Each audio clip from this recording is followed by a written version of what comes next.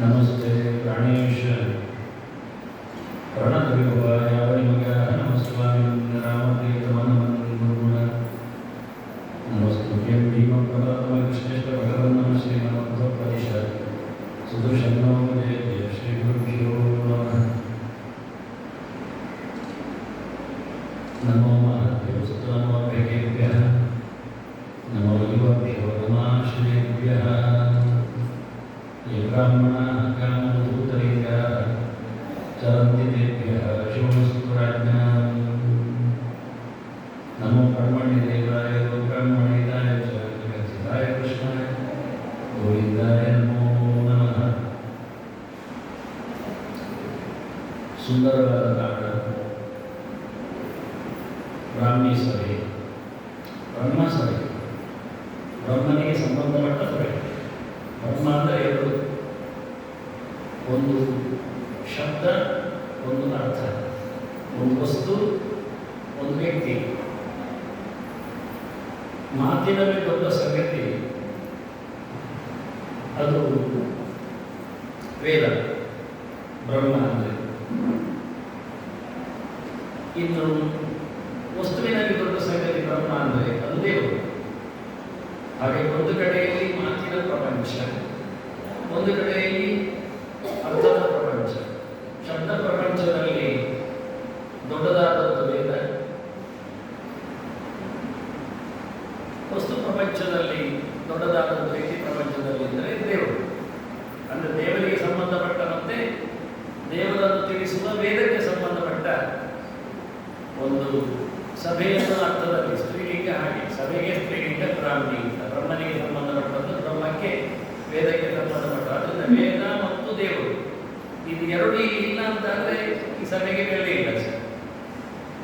ನಮ್ಮ ಬ್ರಾಹ್ಮಣ ಧರ್ಮ ಹಾಗೆ ಬ್ರಹ್ಮ ಅಣತಿ ಅಂತ ಬ್ರಹ್ಮ ಅಂದ್ರೆ ವೇದ ಬ್ರಹ್ಮ ಅಂದ್ರೆ ದೇವರು ಅದರ ಬಗ್ಗೆ ಅಣತಿ ಅಂದ್ರೆ ಗಚ್ಚತಿ ಚಿಂತನೆ ಮಾಡ್ತಾನೆ ಸರಿತಾನೆ ಹೋಗ್ತಾನೆ ದೇವರೆಡೆಗೆ ದೇವರನ್ನು ಹೇಳುವ ಶಬ್ದದೆಡೆಗೆ ವೇದದೆಡೆಗೆ ಯಾರು ಪ್ರವರ್ತಿಸ್ತಾರೆ ಅವರು ಬ್ರಾಹ್ಮಣರು ಅಂತ ಬ್ರಾಹ್ಮಣರಿಗೆ ಈ ಶಬ್ದ ಅರ್ಥ ಗೊತ್ತಿರಬೇಕು ಯಾರಾದ್ರೂ ಹೇಳಿ ನೀವು ಯಾರಿಗೆ ಬ್ರಾಹ್ಮಣ ಎಂಥದ ಬ್ರಾಹ್ಮಣ ಅಂತ ಕೇಳಿದ್ರೆ ಹೇಳುವ ತಾಕತ್ತು ಆ ಬಳಿಕ ಅದೆರಡರ ಬಗ್ಗೆ ಚಿಂತನೆಯ ಸಾಮರ್ಥ್ಯ ಅಷ್ಟೇ ಹೇಳಿದಾಗಿತ್ತು ಧರ್ಮದ ಬಗ್ಗೆ ಹೇಳಿದ್ರೆ ಒಂದಿಷ್ಟು ವೇದದ ಬಗ್ಗೆ ಆದ್ರೆ ದೇವರ ಬಗ್ಗೆ ಆದ್ರೆ ಹೇಳಿಕೆ ಅಂತ ಒಂದು ಕಾರ್ಯಕಾರಗಳಾಗಬೇಕು ಗೊತ್ತಿಲ್ಲ ಅಂತ ಅಲ್ಲಿಗೆ ಬಾಯಿ ಮುಚ್ಚುವುದನ್ನು ಅವ್ರು ಹೇಳಿದಾಗೆ ನಾನು ಪುಸ್ತಕ ನೋಡಲಿಲ್ಲ ಅಂತ ಹೇಳಿ ಬಿಡುವುದಲ್ಲ ನೋಡಬೇಕು ಮತ್ತೆ ಒತ್ತಾಯ ಮಾಡಿ ಹೇಳಬೇಕು ನೋಡುವುದಿಲ್ಲ ಅದು ಪ್ರಾಮಾಣಿಕವಾದ ವ್ಯಕ್ತಿತ್ವ ವಿಷಯ ಅಲ್ಲ ಅದೇ ಒಂದು ದೊಡ್ಡ ಕ್ವಾಲಿಫಿಕೇಶನ್ ಬ್ರಾಹ್ಮಣರಲ್ಲಿ ಇರಬೇಕಾದ ಸತ್ಯ ಅಂತ ಮರ್ಯಾದೆ ಒಂದು ಪ್ರಶ್ನೆ ಇಲ್ಲ ಸತ್ಯವನ್ನು ನೋಡಿಸ್ತೇನೆ ಅಂದರೆ ಅದರಿಂದ ಗುಡ್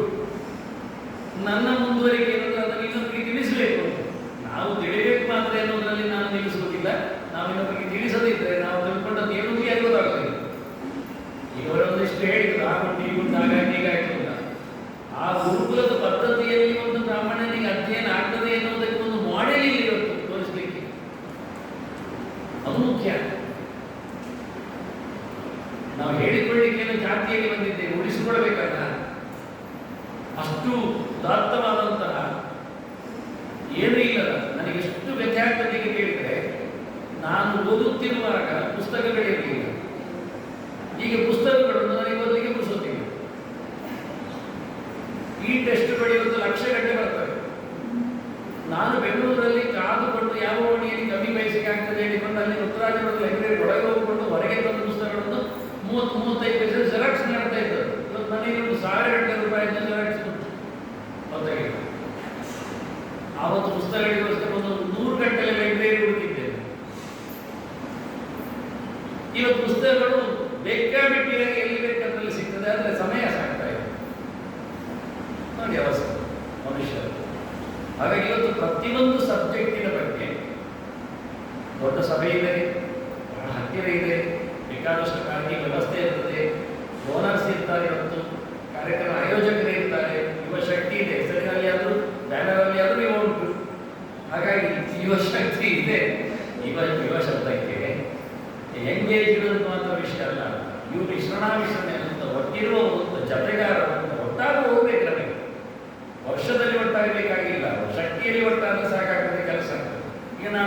ಉದ್ದುಕ ಅಂತ ಹೇಳ್ತೀರ. ನಾನು ಹೇಳುವುದು ಇಲ್ಲ, ನೀವು ಹೇಳಲಿಕ್ಕೆ ಆಗುದಿಲ್ಲ. ಯಾಕೆ ವೇಷ ನೋಡಿ ಹೇಳಿ ಬೀಳಿ ಕೂದಲು ಅದು ಫಾರಿನಾನ್ಸಿನಲ್ಲಿ ಎಲ್ಲರಿಗೂ ಹುಟ್ಟುವಾಗಲೇ ಬೀಳಿ ಕೂದಲಿ ಅದು ದೊಡ್ಡ ಸಂಗತಿ ಅದು. ಅದರಿಂದ ಪ್ರತಿ ಸಬ್ಜೆಕ್ಟಿನ ಬಗ್ಗೆ ನಾವು ಹೇಳಿದ ಒಂದು ಪರಿಚಯ ಭಾಷಣ ಇದಕ್ಕೆ ಯಾರು ಹೇಳಿದ್ರು ಇದು ಒಂದು ಪುಸ್ತಕ ಯಾವುದು, ಅದರ ಸಬ್ಜೆಕ್ಟ್ ಏನು, ಅದರ ಬಗ್ಗೆ ಒಂದು ಕಾರ್ಯಾಗಾರ ಮಾಡ್ತಾರೆ. ಒಂದು ಸಿಂಪಲ್ ಪಾಂಪ್ಲೆಟ್ ಮಾಡಿ ಅಥವಾ ಒಂದು ಜರ್ನಲ್ ಮಾಡಿ ಅದನ್ನು ಹಂಚುವಾಗಿ ಜನರಿಗೆ ಮಾಡಿ ನಾವೇನು ಮಾಡಿದ್ದೇವೆ, ಯಾವ ವಿಷಯದ ಬಗ್ಗೆ ತಿಳುವಳಿಕೆ ಕೊಟ್ಟಿದ್ದೇವೆ, 1 ಗಂಟೆ ಏನು ಮಾತಾಡಿದ್ದಾರೆ, ಪ್ರಶ್ನೋತ್ತರ ಏನು ನಡೆದಿದೆ, ಒಂದು ದಾಖಲೆ ಆಗ್ತದೆ. ದಾಖಲೆ ಇಂಪ್ಲಿಮೆಂಟ್ ಆಗಿ ಬಂದವರೆಗೆ ನೋಡ್ಲಿಕ್ಕೆ ಇಶ್ಯೂ ಆಗ್ತದೆ. 4-5 ಸಂಚಿಕೆ ಹೋಗ್ತಾರೆ.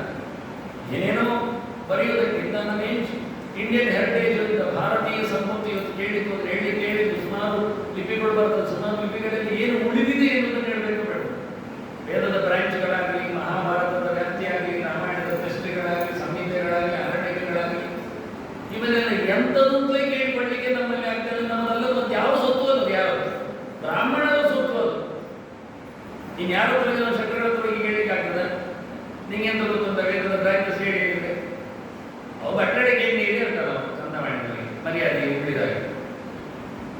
ಆದ್ರೆ ನಾಳೆ ನಾವು ಇನ್ನೊಬ್ಬರ ಹತ್ರ ಕೇಳಬಾರ್ದು. ಅದನ್ನು ನಮ್ಮದೇನಿತ್ತು ಸೊತ್ತು ಎನ್ನುವುದನ್ನು ತಿಳ್ಕೊಳ್ಳಿಕ್ಕೆ ಸಮಯ ಇತ್ತು ಬೇಡ. ಕಮ್ಮಿ ಸೊತ್ತಲ್ಲಿ ಇಂಥ ಕಾರ್ಯಾಗಾರ ಮಾಡಿದ್ರೆ ಬೇಗ ಆಗ್ತದೆ. ಒಂದೇ ಕಡೆ ಎಲ್ಲ ವಿಷಯಗಳು ಸಿಕ್ಕಿಬಿಡ್ತವೆ.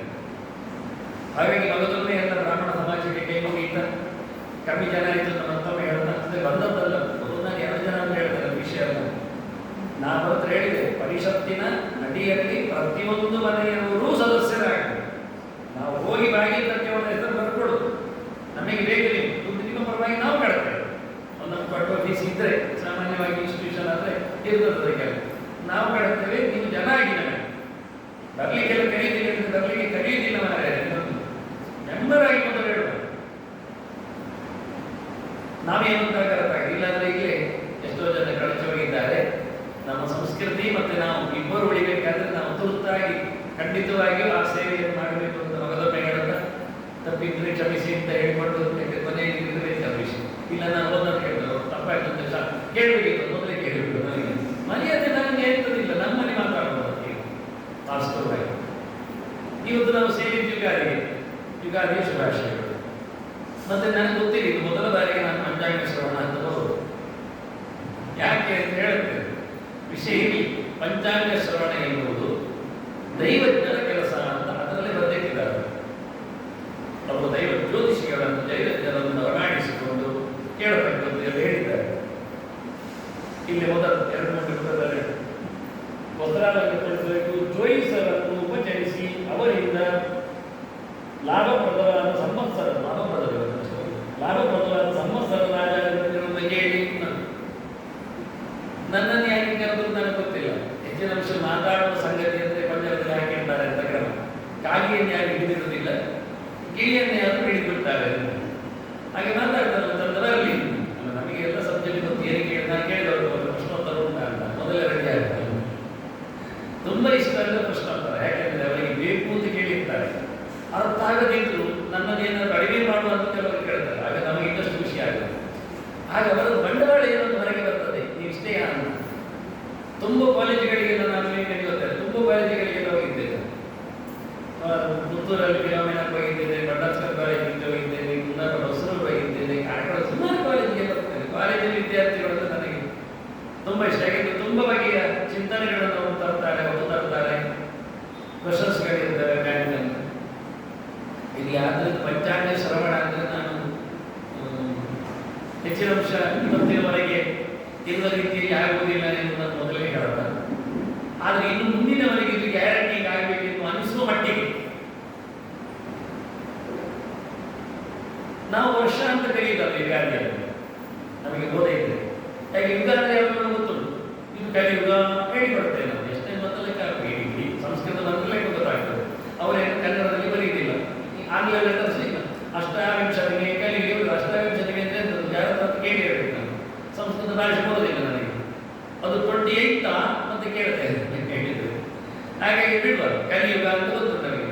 ಇಂದಿನದ್ದು ದ್ವಾಪರ ಸ್ವಲ್ಪ ಆಚೆ ಕೃತಯುಗವು ಕೇಳಿಕೊಂಡಿದ್ದೇವೆ ನಿಂತ್ಕೊಳ್ಬಹುದು. ಇದು ಯಾವುದರಲ್ಲಿ ಸೇರ್ತದೆ ಕೆಲವರು ಕೇಳೋದು. ಮೊನ್ನೆ ಅವರು ಪಂಚಾಂಗ ನೋಡಿ ಕುಶಗ್ರಹಣ ಉಂಟಲ್ಲ, ಅವತ್ತು ಎಷ್ಟು ಗಂಟೆ ಶುರು ಆಗ್ತದೆ ಗ್ರಹಣ ಪಂಚಾಂಗದಲ್ಲಿ ಬರೆದದ್ದು ನಮಗೆ ಪ್ರಮಾಣ. ಅದು ಅರ್ಥ ಆಗ್ತದೋ ಇಲ್ಲವೋ ಇಲ್ಲ ವಿಷಯ. ಕುಶಗ್ರಹಣ ಮುಂದುವರೆದಿದ್ದಾರೆ. ಹಾಗೆ ಈಗ ಯುಗಾದಿಯಿಂದ ಬರೆದಿದ್ದಾರೆ. ಇದು ಯಾವ ಯುಗ ಶುರುವಾಗುವುದು? ನಾವು ಗಮ್ಮತ್ತಲ್ಲಿ ಯುಗಾದಿ ಮಾಡ್ತಾ ಇದ್ದೇವಲ್ಲ, ಇನ್ನು ಕಲಿಯುಗ ಆಗ್ತಾನೆ ಉಂಟು. ಅದು ಶುರು ಅಂತ ಹೇಳಲಿಕ್ಕಿಲ್ಲ, ಋತುಯುಗ ಬರುವುದಿಲ್ಲ. ಹಾಗಾದ್ರೆ ಹೇಗೆ ಹೇಳ್ತೇವೆ ನಾವು? ಬೇಡ, ಸುಭಾಷ್ ಹೇಳುವ ಅಂತ ಹೇಳಿ ಬೇಡ. ಒಂದು ವರ್ಷವನ್ನು ಎಷ್ಟು ಪ್ರಕಾರದಿಂದ ಕರೀತಾರೆ? Period, 1 year. ಅದನ್ನು ಸಂಸ್ಕೃತದಲ್ಲಿ ಗುರುತಿಸುವ ವಿಧಾನ 5 ರೀತಿ ಇದೆ. ಸಂವತ್ಸರ, ಅನುವತ್ಸರ, ಇಡಾವತ್ಸರ, ಪರಿವತ್ಸರ, ಉದ್ವತ್ಸರ ಅಂತ. ಮೊದಲ ಬಾರಿಗೆ ಕೇಳಿದರೆ ಸ್ವಲ್ಪ ನಲುಗುವುದಾರೆ ಅಷ್ಟೇ. ಸಂವತ್ಸರ ಅಂತ ಕೇಳಿದ್ದೇವೆ, ಅಷ್ಟೊಂದು ಬರೆದಿರ್ತಾರೆ ಅದರಲ್ಲಿ. ಸಂವತ್ಸರ ಅಂದರೆ ಸಮ್ಯಕ್ ವತ್ಸರ ಅಂತ. ವತ್ಸರ ಅಂದರೆ ವರ್ಷ. ಸರಿಯಾಗಿ ವರ್ಷ ಲೆಕ್ಕ ಮಾಡಿದರೆ ಅದನ್ನು ಸಂವತ್ಸರ ಹೇಳಬೇಕು. ಸರಿ ಲೆಕ್ಕ ಮಾಡುವುದು ಹೇಗೆ ಕೇಳಿದರೆ ಪ್ರತಿನಿತ್ಯವೂ ಅಟೆಂಡೆನ್ಸ್ ಇರುವುದು. ಅದು ಪ್ರತಿನಿತ್ಯವನ್ನು ಮಾಡುವ ದಿನಕರ ಸೂರ್ಯ. ಸೂರ್ಯನಿಂದಾಗಿ ಕರಾರುವಾಕ್ಕಾದ ಲೆಕ್ಕ ಸಿಗ್ತದೆ. ಅಂದರೆ 365 ಪ್ಲಸ್. ಇಷ್ಟು ಲೆಕ್ಕಾಚಾರದಲ್ಲಿ ಒಂದು ವರ್ಷವನ್ನು ಗಮನಿಸುವುದಾದರೆ ಅದು ಸೂರ್ಯನೊಬ್ಬನೇ ಮಾಡುವುದು. ಎವ್ರಿಡೇ ತಪ್ಪಿಲ್ಲದೆ. ಅದಕ್ಕೆ ಅವರಿಗೆ ದಿನಕರ, ದಿವಾಕರ ಅಂತೆಲ್ಲ ಇರ್ತದೆ, ಅಹಸ್ಕರ ಅಂತೆಲ್ಲ ಕರೀತಾರೆ ಅವರನ್ನು. ಇದನ್ನು ಸಂವತ್ಸರ ಹೇಳಿದೆ. ಆದರೆ ನೀವು ಸಂವತ್ಸರ ಅಂತ ಹೇಳಿದ್ರೆ ಉಂಟಲ್ಲ, ಅದು ಸೂರ್ಯನ ಲೆಕ್ಕಾಚಾರವೇ, ಮತ್ತೆಂತ ಮಾಡಲಿಕ್ಕೆ ಆಗುವುದಿಲ್ಲ. ಅದಕ್ಕೆ ಅನುಗುಣವಾಗಿ ವರ್ಷವನ್ನು ಸರಿ ಮಾಡೋದುಂಟಲ್ಲ, ಅದು ಅನುವತ್ಸರ. ಹಿಂಬದಿಯಿಂದ ಸೇರಿಕೊಳ್ತದೆ. ಅದು ಯಾರು ಕೇಳ್ತಾರೆ? ಚಂದ್ರ. ಸೂರ್ಯ ಹಿಂಬದಿಯಿಂದ ದಿನವನ್ನು ಮಾಡ್ತಾ ವರ್ಷಕ್ಕೆ ಸರಿಯಾಗಿ ತನ್ನನ್ನು ಸೇರಿಸಿಕೊಡ್ತಾನೆ. ಅವನು ಹೇಗೆ ಬರ್ತಾನೆ ಹೇಳಿದ್ರೆ, ಅವನು ತಿಂಗಳಿಗೆ 30ರಲ್ಲಿ ಬರ್ತಾನೆ. ಪಾಡ್ಯದಿಂದ ಹಿಡಿದು ಹುಣ್ಣಿಮೆವರೆಗೆ, ಪುನಃ ಪಾಡ್ಯದಿಂದ ಹಿಡಿದು ಅಮಾವಾಸ್ಯವರೆಗೆ, ಹೀಗೆ 30 ದಿನ. ಇದನ್ನು ತಿಥಿ ಅಂತ ಕರೆಯುವುದು. ಅದು ಸ್ತ್ರೀಲಿಂಗದಲ್ಲಿ ತಿಥಿ. ಈಗ ನನಗೆ ತಿಥಿ ಅಂದರೆ ಬೇರೆ ಅರ್ಥ ಆಗ್ತದೆ, ಅದರ ತಿಥಿ ಅಂದರೆ ಅಲ್ಲಿವರೆಗೆ ಹೋಗಿದೆ. ನಾನು ಬೇರೆ ಯಾವುದಾದ್ರೂ ರೀತಿ ಉಪಯೋಗಿಸ್ತಾ ಇಲ್ಲ ನಾನು. ಅದು ದಿನ. ದಿನ ಅಂದರೆ ಪುಲ್ಲಿಂಗ ಶಬ್ದ. ಸಂಸ್ಕೃತದಲ್ಲಿ ಭಾರಿ ಕಷ್ಟ ಅಂತ ಇದುವೇ. ಲಿಂಗವೇ ಗೊತ್ತಾಗ್ತದೆ, ಗಂಡನ ಬಗ್ಗೆ ಸೋತೇನೆ. ತಿಥಿ ಅಂತ ಹೇಳುವಾಗ ಸ್ತ್ರೀಲಿಂಗದಲ್ಲಿ ಹೇಳಬೇಕು, ದಿನ ಅಂತ ಹೇಳಿದ್ರೆ ಪುಲ್ಲಿಂಗದಲ್ಲಿ ಹೇಳಬೇಕು. ಆದ್ದರಿಂದ ದ್ವಿತೀಯ, ತೃತೀಯ, ಚತುರ್ಥಿ, ಪಂಚಮಿ, ಷಷ್ಠಿ, ಸಪ್ತಮಿ ಎಲ್ಲ ಸ್ತ್ರೀಲಿಂಗ ಆಗಿದ್ರೆ ತಿಥಿ ತಿಥಿ ತಿಥಿ ಇರಲಿಕ್ಕೆ. ಅದೇ ಒಂದು ನೀವು ದಿನ ಅಂತ ಆಗಿದ್ರೆ ಪ್ರಥಮ, ದ್ವಿತೀಯ, ತೃತೀಯ, ಚತುರ್ಥ ದಿವಸ, ಪಂಚಮ ದಿನ ಆಗ್ತಿತ್ತು. ಈ ಕನ್ಫ್ಯೂಷನ್ ಬೇಟ್ಕೊಟ್ಟಲ್ಲಿ ಬೇಟ್ಕೊಡ್ತಾರೆ. ಜಮ್ಮತ್ತು ಅಂದರೆ ಮಾರ್ಗ ಅಂದರೆ ಪುಲ್ಲಿಂಗ, ರಾಸ್ತ ಅಂದರೆ ಸ್ತ್ರೀಲಿಂಗ. ಒಂದೇ ವಸ್ತುವನ್ನೇ ರಸ್ತೆಯನ್ನೇ ಸಂಸ್ಕೃತದಲ್ಲಿ ಸ್ತ್ರೀಲಿಂಗದಲ್ಲಿ ಕರೆಯುವುದು, ಪುಲ್ಲಿಂಗದಲ್ಲಿ ಕರೆಯುವುದು. ಮಿತ್ರ ಅಂದರೆ ಫ್ರೆಂಡ್ ಅಂತ, ಸಹಾಯ ಅಂದರೆ ಗೆಳೆಯ ಅಂತ. ನಪುಂಸಕಲಿಂಗ ಶಬ್ದ ಒಂದು ಪುಲ್ಲಿಂಗ ಶಬ್ದ. ನಮ್ಮ ಫ್ರೆಂಡ್ ಏನು ನಪುಂಸಕ ಅಲ್ಲವ, ಆದರೆ ಶಬ್ದ ಆಗಿ ಶಬ್ದದ ಚಮತ್ಕಾರ ಭಾರಿ ಇದೆ. ಅದೇ ಒಂದು ದೊಡ್ಡ ಕ್ಲಾಸ್. ಅದಕ್ಕೆ ಅನುಗುಣವಾಗಿ ವರ್ಷವನ್ನು ಪ್ರಯಾಣ ಮಾಡೋದು ಚಂದ್ರ. ಅವನಿಗೆ 30 ದಿನ. 30 × 12 ಅಂದರೆ 360 ದಿನ. 5 ಇಲ್ಲ, 5 ಪ್ಲಸ್ ಇಲ್ಲ. ಅದರಿಂದ ಇದು ಸಂವತ್ಸರ ಅಲ್ಲ ಇದು, ಬಟ್ ಅನುವತ್ಸರ. ಹತ್ತಿರದಲ್ಲಿ ವರ್ಷವನ್ನು ಮಾಡ್ತಾನೆ. ಮತ್ತೆಂತ ಮಾಡುವ? ಈಗ ಸ್ವಲ್ಪ ಕೆಲಸ ಮಾಡ್ತಾನೆ, ಸ್ವಲ್ಪ ಹೆಚ್ಚು ಕಡೆ ಹೋಗಿ 3 ವರ್ಷ 3 ತಿಂಗಳಾದಾಗ ಅವನೊಂದು ತಿಂಗಳನ್ನೇ ಹಡೆದು ಬಿಡ್ತಾನೆ. ಅದನ್ನು ಅಧಿಕ ಮಾಸ ಅಂತ ಕರೀತಾರೆ. ಆ ತಿಂಗಳಲ್ಲಿ ಈ ದೀಪಲಿಂಗಾಂಗದಲ್ಲಿ ಸತ್ಯ ಏನಾಗಿದೆ ಅಂದರೆ ಲೆಕ್ಕ ಹಾಕ್ತಾ ಹೋದ್ರೆ 13 ತಿಂಗಳು ಸಿಗ್ತದೆ. ಹೇಗೆ ಸಾಧ್ಯ ಮಾಡಿದ್ದಾರೆ ಅಂದರೆ ಹಾಗೆ ಸರ್.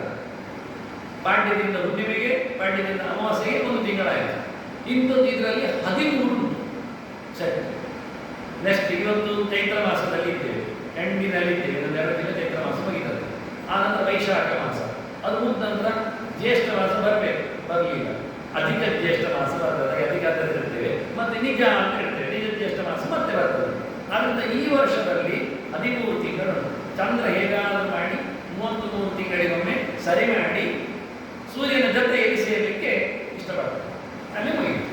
ಆದ್ದರಿಂದ ಚಾಂದ್ರಮಾನ ಪ್ರಕಾರ ಲೆಕ್ಕಾಚಾರ ಸರಿಯ, ಸೌರಮಾನ ಪ್ರಕಾರ ಲೆಕ್ಕಾಚಾರ ಸರಿ ಎನ್ನುವರಿಗೆ 3.5 ವರ್ಷಕ್ಕೆ ಆಗುವಾಗ ಸಮಸಮಾದಾಗ ಗೊತ್ತಾಗ್ತದೆ ಏನು ಅಂತ. ಅಷ್ಟಿಗೆ ಅಂತ ಹೇಳಿಲ್ಲ.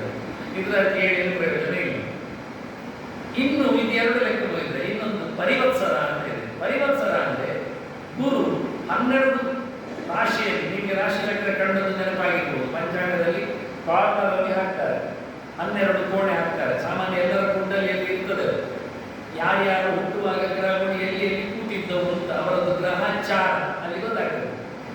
ಹಾಗೆ ಈ ಕುಂಡಲಿಯಲ್ಲಿ ಗುರು ಎಲ್ಲಿರ್ತಾನೆ ಅಲ್ಲಿಂದ ಒಂದು ಪ್ಲೇಸ್ ಒಂದು ಕೋಣೆಗೆ ಹೋಗ್ಬೇಕಾದ್ರೆ ಅವನಿಗೆ 1 ವರ್ಷ ತೆಗಿತಾನೆ. ಈ ಪಂಚಾಂಗದಲ್ಲಿ ಗುರು ಒಮ್ಮೆಲೆ ಚೇಂಜ್ ಆಗುತ್ತೆ. ಕರ್ಕಾಟಕದಿಂದ ಸಿಂಹಕ್ಕೆ, ಮೊದಲು ಕರ್ಕಾಟಕದಲ್ಲಿದ್ದಾನೆ, ಮತ್ತೆ ಸಿಂಹಕ್ಕೆ ಬರ್ತಾನೆ ನವರಾತ್ರಿ ಹೊತ್ತಿನಲ್ಲಿ. ಅದನ್ನ ಮತ್ತೆ ಇನ್ನೊಮ್ಮೆ ನವರಾತ್ರಿ ಬಂದಾಗ ಸಿಂಹದಿಂದ ಕನ್ಯೆಗೆ ಬರೋದು. ಆದ್ರಿಂದ ಯಾವಾಗ ಗುರು ಒಂದು ರಾಶಿಯಿಂದ ಇನ್ನೊಂದು ರಾಶಿ ಹೋಗ್ತಾನೋ ಅವನು ತಗೊಳ್ಳತಕ್ಕಂಥ ಪೀರಿಯಡ್ಗೆ ಪರಿವತ್ಸರ ಅಂತ ಕರೀತೇವೆ. ಅದು ವತ್ಸರ ಅಂದ್ರೆ ವರ್ಷ, ಅದರ ಸುತ್ತಲೂ ಅಂತ ವರ್ಷದ ಸುತ್ತಲೂ ಇದ್ದ ನಾವು ಹತ್ತ ಕೆಲವರು 365ಕ್ಕಿಂತ ಆಚೆ ಹೋಗ್ತಾರೆ, 370ಕ್ಕೂ ಬರ್ತಾನೆ, ಕೆಲವು 360ಕ್ಕೂ ಬರ್ತಾನೆ. ಅವನಿಗೆ ಇಷ್ಟು ಅಂತ ಗ್ಯಾರಂಟಿ ಇಲ್ಲ, ಸ್ವಲ್ಪ ಹಿಂದೆ ಮುಂದೆ ಹೋಗ್ತಾರೆ. ಆಗ ವರ್ಷಕ್ಕೆ ಸಮವಾಗಿ ಬರ್ತಾ ಇರ್ತಾನೆ. ಬಹಳ ಕಡಿಮೆ ಹೆಚ್ಚು ಕಮ್ಮಿ ಆಗುವುದು. ಇನ್ನೊಂದು ಲೆಕ್ಕ ಉಂಟು, ಇಡಾವತ್ಸರ ಅಂತ. ಇಡಾವತ್ಸರ ಅಂದ್ರೆ ನಕ್ಷತ್ರಗಳನ್ನು ನೋಡುವುದು. ಪ್ರತಿನಿತ್ಯ ಒಂದೊಂದು ನಕ್ಷತ್ರ ಇರ್ತದೆ. ಒಟ್ಟು ಎಷ್ಟು ನಕ್ಷತ್ರ ಇರುವುದು? 27 ನಕ್ಷತ್ರ, ಪ್ರಧಾನ ನಕ್ಷತ್ರಗಳು. 27 ನಕ್ಷತ್ರಗಳು 12 ಸರ್ತಿ ತಿರುಗಿದ್ರೆ ತಿಂಗಳಿಗೆ ಹಾಗೆ ಅಲ್ಲಿಗೆ ಮುಗಿಯಿತು 1 ವರ್ಷ ಅಂತ ಲೆಕ್ಕ. ಅದು ಬಹಳ ಕಡಿಮೆ, 324ಕ್ಕೆ ಆಗಿ ಹೋಗ್ತದೆ, ತುಂಬಾ ಕಮ್ಮಿ. ಆದ್ರೂ ನಾವು ಲೆಕ್ಕ ಹೇಳಿಬಿಡ್ತೇವೆ ಅದನ್ನು ಇಡಾವತ್ಸರ ಅಂತ, ನಕ್ಷತ್ರಮಾನ ಅಂತ. ಇದು ಲೆಕ್ಕಕ್ಕೆ ಕೆಲವು ಬೇಕಾಗ್ತದೆ ನನಗೆ. ಈ ಪ್ರಕಾರದಲ್ಲಿ ಕೆಲವು ಲೆಕ್ಕ ಬರೆಯುವುದುಂಟು. ರಾಮನ ಆಳ್ವಿಕೆಯ ಬಗ್ಗೆ ಹೀಗೆ ಬರೆದಿದ್ದಾರೆ.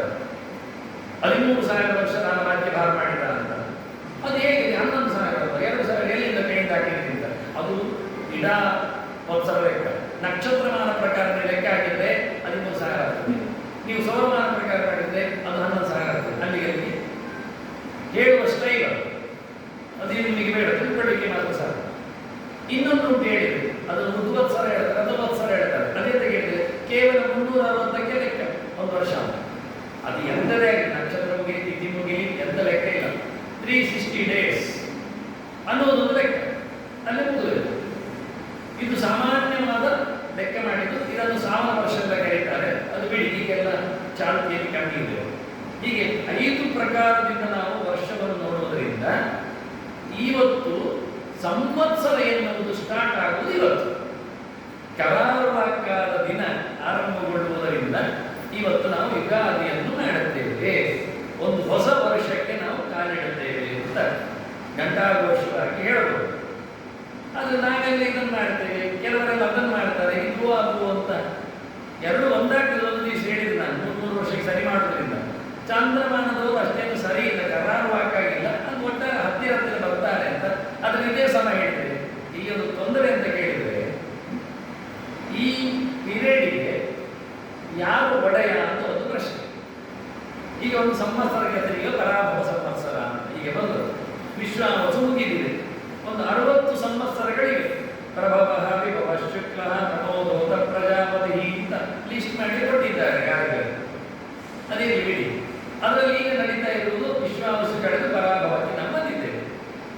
20 ವರ್ಷಕ್ಕೊಮ್ಮೆ ನಮ್ಮ ಪ್ಲಾನೆಟೋರಿಯಮ್ಸ್ ಗತಿಯಿಂದಾಗಿ ನಮಗೆ ಆಗತಕ್ಕ ಬದಲಾವಣೆಗಳು ಏನು ಕೇಳಿದರೆ, ಸೂರ್ಯನ 1000 ಕಿರಣಗಳ ವ್ಯವಸ್ಥೆಗಳಲ್ಲಿ ಇದೊಂದು ಕ್ರಾನಲಾಜಿಯಲ್ಲಿ ಪ್ಲಾನೆಟೋರಿಯಂ ಸ್ಥಿತಿಯಲ್ಲಿ ಬರಲಿಕ್ಕೆ ಹೋಗಿ 20 ವರ್ಷಕ್ಕೊಮ್ಮೆ ನಮಗೆ ಬಿಸಿ, ಮಳೆ, ಚಳಿ ಬದಲಾಗುವ ವ್ಯವಸ್ಥೆ.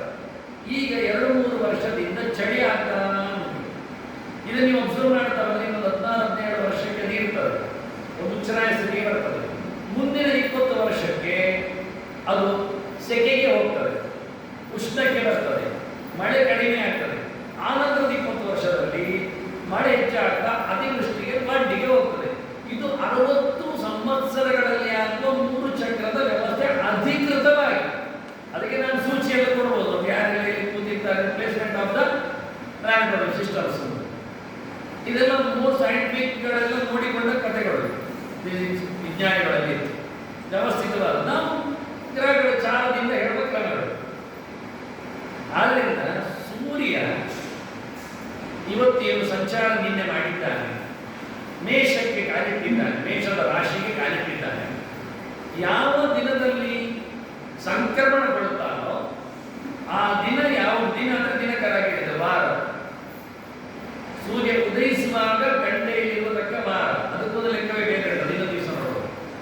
ಹಾಗಾಗಿ ನಿನ್ನೆ ಮಂಗಳವಾರ ಸೂರ್ಯ ಮೇಷ ರಾಶಿಗೆ ಭೂಮಧ್ಯ ರೇಖೆಗೆ ಕಾಲಿಟ್ಟ ಅಂದಾಗ ಮಂಗಳ ಎನ್ನುವ ಕುಜ ಎನ್ನುವ ಪವರ್ಫುಲ್ ಆಗ್ತಾನೆ. ಈ ವರ್ಷಕ್ಕೆ ಪರಾಭವ ವರ್ಷಕ್ಕೆ ನಾವು ಗುರುತಿಸುವುದು ಇಲ್ಲೆಲ್ಲ ಚುನಾವಣೆಗೆ ಯಾರಿದ್ದಾರೆ ಓಟ್ ಹಾಕಿ ಅಂಡರಲ್ಲಿ ಓಟ್ ಹಾಕಿ ಮೇಲೆ ಹಾಕಿ ಎದುರಕ್ಕೆ ಎಂಥದ್ದು ಇಲ್ಲ. ಸೂರ್ಯ ಯಾವ ದಿನದಲ್ಲಿ ಮೇಷ ಸಂಕ್ರಮಣವನ್ನು ಮಾಡುತ್ತಾನೋ ದಾಣ್ತಾನೋ ಆ ದಿನ ಯಾವ ವಾರ ಇರುತ್ತದೆ ಸೂರ್ಯೋದಯದಲ್ಲಿ ಆ ವಾರಾಧಿಪತಿ ಮಂಗಳ ಅವನು ನಮಗೆ ಇಲ್ಲಿ ಏನಾಗ್ತಾನೆ, ಮಂತ್ರಿ ಆಗ್ತಾನೆ, ಪ್ರಧಾನ ಮಂತ್ರಿ ಆಗ್ತಾನೆ. ಸೂರ್ಯನಿಂದಾಗಿ ಮಂತ್ರಿ, ಮಂತ್ರದಿಂದಾಗಿ ನಮಗೆ ಬದುಕು. ಮಂತ್ರ ಅಂದ್ರೆ ಚಿಂತನೆ. ಮಂತ್ರಿ ಗುಪ್ತ ಭಾಷಣ ರಹಸ್ಯವಾಗಿ ಚಿಂತನೆಗಳನ್ನು ನಡೆಸಿ ಅದನ್ನು ಕಾರ್ಯರೂಪಗೊಳಿಸುವುದು ಮಂತ್ರಿಯ ಕೆಲಸ, ದೊಡ್ಡ ವಿಷಯ. ರಾಜ ಯಾರು ಕೇಳಿದರೆ ಯಾವ ದಿನದಲ್ಲಿ ಚೈತ್ರ ಮಾಸವು ಶುಕ್ಲ ಪಕ್ಷವು ಪಾಡ್ಯವು ಆರಂಭಗೊಳ್ತದೋ ಆವತ್ತು ಇರುವ ವಾರದ ಒಡೆಯ ಅವನು ರಾಜ. ಈ ಬಾರಿ ಚೈತ್ರ ಮಾಸ ಇವತ್ತು ಚೈತ್ರ ಮಾಸದ ಕೃಷ್ಣ ಪಕ್ಷದ ತ್ರಯೋದಶಿಯಲ್ಲಿ ಕಿರಣ ಅಂದ್ರೆ ಸುಮಾರು 28 ದಿನ ಆಯ್ತು ಇವತ್ತು ಚೈತ್ರ ಶುರುವಾಗಿ. ಇನ್ನು ಚತುರ್ದಶಿ ಬಂದಿರುವುದು, ಅಮಾವಾಸ್ಯೆ ಬಂದಿರುವುದು, ಅಲ್ಲಿಗೆ ಚೈತ್ರ ಮಾಸ ಮುಗಿತದೆ, 30 ದಿನ ಆಗ್ತದೆ. 28 ದಿನದ ಹಿಂದೆ ಚೈತ್ರ ಮಾಸ ಆರಂಭ ಆಗಿದೆ. ಆರಂಭವಾಗುವ ದಿನದಲ್ಲಿ ಗುರುವಾರ ಆಗಿತ್ತು. ಆದ್ರಿಂದ ಈ ವರ್ಷದ ಈ ಬರಾಬರ ಸಂವತ್ಸರದ ರಾಜ ಯಾರು ಕೇಳಿದ್ರೆ ಗುರು. ಇದೆಲ್ಲ ಬ್ಲೈಂಡ್ ಆಗಿ ಬರೆಯುವುದಲ್ಲ, ಅವರು ಏನೋ ಇಷ್ಟಪಟ್ಟು ಹಾಕುವುದಲ್ಲ. ಯಾರು ಹೇಳ್ತಾರೆ 60 ವರ್ಷಕ್ಕೊಮ್ಮೆ ಸೇಮ್ ಬರ್ತದೆ ಪಂಚಾಂಗ, ಅದು ಪಂಚಾಂಗ ಹಾಡಿಸಲ್ಲ, ಅದನ್ನೇ ಹಾಕಿದ್ರೆ ಆಗ್ತದೆ. ಹಾಗೆ ಆದ್ರೆ ಎಲ್ಲರೂ ಅದನ್ನೇ ಇಟ್ಕೊಳ್ತಿದ್ರು. ಆಗ ಆಗುವುದಿಲ್ಲ. ಮೋಸ್ಟ್ಲಿ ಕೆಲವು ಪ್ಲಾನೆಟರಿ ಸಿಸ್ಟಮ್ಸ್ ಎಲ್ಲ ಒಂದೇ ನಮ್ಗೆ ಇರ್ತದೆ ಇಲ್ಲ ಅಂತಲ್ಲ. ಹಾಗೆ ಇದಕ್ಕೆ ಬೇರೆ ಲೆಕ್ಕ ಹೋಗ್ತಾ ಇರ್ತದೆ. ಅದನ್ನ ಗುರು ವಾರದ ದೇವತೆ ಗುರು ಆದ್ದರಿಂದ ಅವನು ರಾಜ. ಚೈತ್ರೇ ಮಾಸಿ ಜಗದ್ಬ್ರಹ್ಮ ಸಸರ್ಜ ಪ್ರತಿಪತ್ತಿನೇ ಶುಕ್ಲ ಪಕ್ಷೆ. ಸೃಷ್ಟಿಯ ಆರಂಭದಲ್ಲಿ ಚತುರ್ಮುಖ ಸೃಷ್ಟಿ ಮಾಡುವ ದಿನ ಯಾವುದು ಕೇಳಿದ್ರೆ ಮೊದಲ ದಿನಕ್ಕೆ ಹೆಸರು ಐಡೆಂಟಿಫಿಕೇಶನ್ ಮಾಡಿದ ರೀತಿ ಚೈತ್ರ ಮಾಸ. ಅದರಲ್ಲಿ ಶುಕ್ಲ ಪಕ್ಷ, ಅದರಲ್ಲಿ ಮೊದಲೇ ದಿನ ಪಾಡ್ಯ. ಹಾಗಾಗಿ ಈ ಮಾಸದ ಕ್ರಮ ಏನಂದ್ರೆ ಚೈತ್ರ ಮಾಸದಲ್ಲಿ ವೈಶಾಖ ಜ್ಯೇಷ್ಠ ಕಲಿಬೇಕು. 12 ಮಾಸದ ಬರ್ತದೆ ಹೆಚ್ಚಿನವರಿಗೆ. ನಾನು ಹೇಳೋದಾಗಿ ಇನ್ನೊಬ್ಬರಿಗೆ ಕಲಿಸ್ಲಿಕ್ಕೆ ಆಗ್ತದೆ ಅಂತ. ಅದು ಯಾಕೆ ಅಂತ ಗೊತ್ತಿದ್ರೆ ನಾನು ಸುಲಭ. ಚೈತ್ರ ಮಾಸ ಅಂತ ಯಾಕೆ ಕರೀತದನ್ನು ಸುಮ್ಮನೆ ನಮ್ಮ ಹೆಸರಿಟ್ಟದ್ದಲ್ಲ. ಜನವರಿ ಫೆಬ್ರವರಿ ಹಾಗೆಲ್ಲ. ಚಿತ್ರ ಎನ್ನುವ ನಕ್ಷತ್ರದಲ್ಲಿ ಆ ತಿಂಗಳಿನಲ್ಲಿ ಚಂದ್ರ ಪೂರ್ಣನಾಗಿರ್ತಾನೆ. ಮೊನ್ನೆ ನಡೆದ ಹುಣ್ಣಿಮೆಯಲ್ಲಿ 13 ದಿವಸ ಇಂಥದ ಹುಣ್ಣಿಮೆಯಲ್ಲಿ ಅದರ ಹುಣ್ಣಿಮೆಯ ಆಸುಪಾಸಿನಲ್ಲಿ ಚಿತ್ರ ನಕ್ಷತ್ರ ಇರ್ತದೆ. ಅದಕ್ಕೆ ಚೈತ್ರ ಕರ್ತದೆ. ಅದಕ್ಕೆ ಹೆಸರು ಬೇರೆ ಮಾತ್ರ ನಿಜವಾಗಿ ಆ ತಿಂಗಳಿಗೆ. ಅದು ನಾನು ಕೊಟ್ಟಿದ್ದೇನೆ, ಹೆಚ್ಚು ಜನರಿಗೆ ಗೊತ್ತಿದೆ. ಮಧು, ಮಾಧವ, ಸಹಸ್ಯ ಇದೆಲ್ಲ ಹೆಸರು. ಈಶ, ಊರ್ಜ ಎಲ್ಲ ಹೆಸರು ಕೊಡೋದಕ್ಕೆ ತಿಂಗಳಿಗೆ ಹೆಸರು ಸಂಸ್ಕೃತದಲ್ಲಿ ಬೇರೆ ಇದೆ. ಇದು ಗುರುತಿಸಿದ್ದು. ನಾವು ಹೇಳಿದ್ದೇವಲ್ಲ, ಅಲ್ಲಿ ದೊಡ್ಡ ಪಾಗಾರ ಉಂಟಲ್ಲ, ಅದು ಆಚಾರ ಮನೆಯನ್ನು. ಅದು ಯಾವಾಗ ಬಿದ್ದು ಹೋಗ್ಲಿಕ್ಕೂ ಸಾಕು, ತೊಂದರೆ ಇಲ್ಲ. ಆದರೆ ಅದು ನಿಜವಾಗಿ ದೊಡ್ಡ ಪಾಗಾರ ಅವರ ಮನೆಯಿಂದ ಲಕ್ಷಣ ಅಲ್ಲೇ ಅಲ್ಲ, ಅದು ಸುಮ್ಮನೆ ಮಾಡಿದ. ಅದನ್ನ ಚಿತ್ರಾ ನಕ್ಷತ್ರದಲ್ಲಿ ಸೇರುವ ದಿನ ಚೈತ್ರ, ಅದಲ್ಲ, ಅದು ಮಧುಮಾಸ. ಅದು ಎರಡು ಬೇರೆ. ಹಾಗೆ ವಿಶಾಖ ನಕ್ಷತ್ರದಲ್ಲಿ ಹುಣ್ಣಿಮೆ ಬಂದರೆ ಅದು ವೈಶಾಖ ಮಾಸ. ಇದು ನಾನು ಹೇಳಿಕೊಡ್ಬೇಕಾಗಿಲ್ಲ. ಜ್ಯೇಷ್ಠ ನಕ್ಷತ್ರದಲ್ಲಿ ಜ್ಯೇಷ್ಠ ಮಾಸ, ಆಷಾಢದಲ್ಲಿ ಬಂದರೆ ಆಷಾಢ ಮಾಸ, ಶ್ರವಣ ನಕ್ಷತ್ರ ಶ್ರಾವಣ ಮಾಸ, ಪೂರ್ವಭಾದ ಉತ್ತರ ಭಾದ ಬಂದರೆ ಭಾದ್ರಪದ ಮಾಸ, ಅಶ್ವಿನಿ ನಕ್ಷತ್ರ ಅಶ್ವಿನ ಮಾಸ, ಕೃತಿಕ ಬಂದರೆ ಕಾರ್ತಿಕ.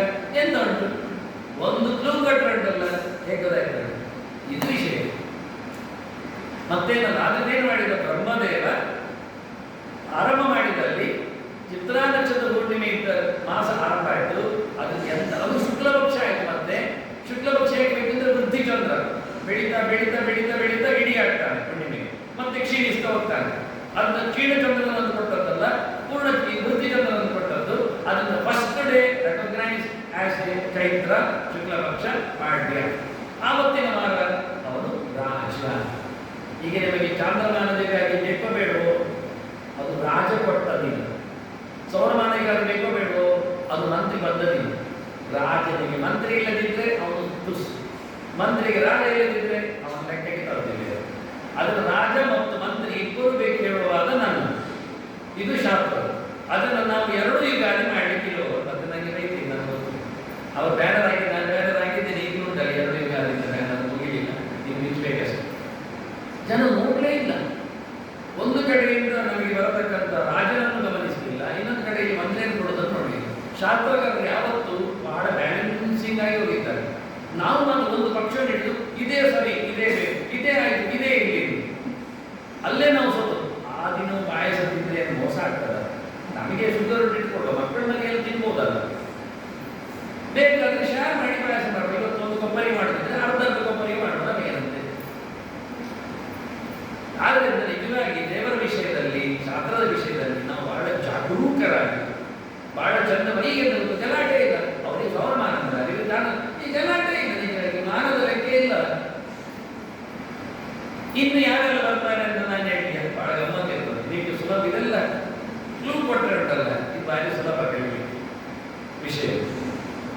ಮೇಷ ಸಂಕ್ರಮಣ ಆಗುವ ವಾರದಲ್ಲಿ ಮಂತ್ರಿ ಆಗ್ತಾರೆ, ಸರಿ. ಇದನ್ನೇ ಗಮನಿಸ್ತಾ ಇನ್ನು ಸೂರ್ಯ ಯಾವಾಗ ದಾಟ್ತಾನೆ ಅಂತ ನೋಡುವುದು ಒಂದೊಂದು. ಸೂರ್ಯ ಯಾವಾಗ ದಾಟ್ತಾನೆ? ವೃಷಭದಲ್ಲಿ ಇನ್ನೊಂದು ರಾಶಿಗೆ ಹೋಗ್ತಾನೆ, ಆಗ ದೊಡ್ಡ ಸಂಗತಿ ಇಲ್ಲ. ಮಿಥುನದಲ್ಲಿ ಹೋಗ್ತಾನೆ, ಆಗ ಮಿಥುನದಲ್ಲಿ ಯಾವಾಗ ಅವನು ಸಂಕ್ರಮಣ ಕೊಡ್ತಾನೋ ಆ ದಿನದಲ್ಲಿ ಯಾವ ವಾರ ಇರ್ತದೋ ಆ ವಾರದ ಒಡೆಯ ಮೇಘಾಧಿಪತಿ ಆಗ್ತಾನೆ. ಮಂತ್ರಿ ಸೆಲೆಕ್ಟ್ ಮಾಡುವ ರೀತಿ ಹೀಗೆ. ಸೂರ್ಯ ಯಾವತ್ತು ಮಿಥುನ ಸಂಕ್ರಮಣವನ್ನು ಮಾಡ್ತಾನೋ ಅದು ನಮಗೆ ಪೂರ ರಾತ್ರಿ ಲೆಕ್ಕ. ದಿನ ಏನು ಅರ್ಥ ಗೊತ್ತುಂಟ? ಇನ್ನೊಂದು ಸೂರ್ಯೋದಯ ಬರುವವರೆಗೂ ದಿನ.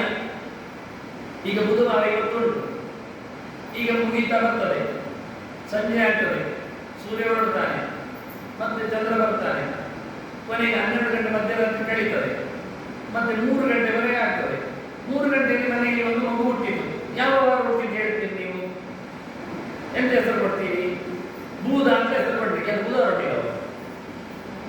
ನಮ್ಮ ಕ್ಯಾಲೆಂಡರ್ ಪ್ರಕಾರ, ನಮ್ಮ ಮೊಬೈಲ್ ಪ್ರಕಾರ ಅದು ಗುರುವಾರ 12 ಗಂಟೆ ನಂತರ ನೆಕ್ಸ್ಟ್ ಅದಕ್ಕೆ ಚೇಂಜ್ ಆಗಿಕೊಂಡಿದ್ದಾರೆ ಅಪ್ಲಿಕೇಶನ್ಸ್.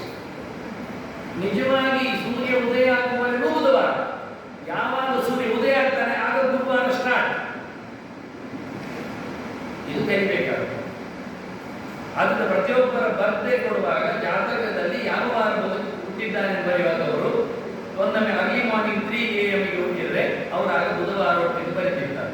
ಆಗ ಒಂದೊಮ್ಮೆ ಮಂಗಳವಾರ ನಿನ್ನೆ ಹುಟ್ಟಿದಾಗ ಇವತ್ತು ಅರ್ಲಿ ಮಾರ್ನಿಂಗ್ 3 ಗಂಟೆ ಹುಟ್ಟಿದ್ದಾರೆ ಇವತ್ತು ಬಿಫೋರ್ ಸನ್ರೈಸ್, ಆಗ ಅವನಿಗೆ ಕುಜವಾರ ಶಾಂತಿ ಮಾಡಬೇಕು, ಮಂಗಳವಾರ ಹುಟ್ಟಿದ ಅಂತದ್ದು ತಪ್ಪು. ಇದು ಗಮನಿಸಬೇಕು. ಇಲ್ಲ ಮಾರೆ ನಾನು ಹುಟ್ಟುವಾಗ ಬುಧವಾರ ಆಗಿದೆ, ಕ್ಯಾಲೆಂಡರ್ ಲೆಕ್ಕಾಚಾರ ಇಲ್ಲಿ ನಡೆಯುವುದಿಲ್ಲ. ಇದನ್ನು ಗಮನಿಸಿ ಮಂತ್ರಿ ಮಾಡಿದ್ದು.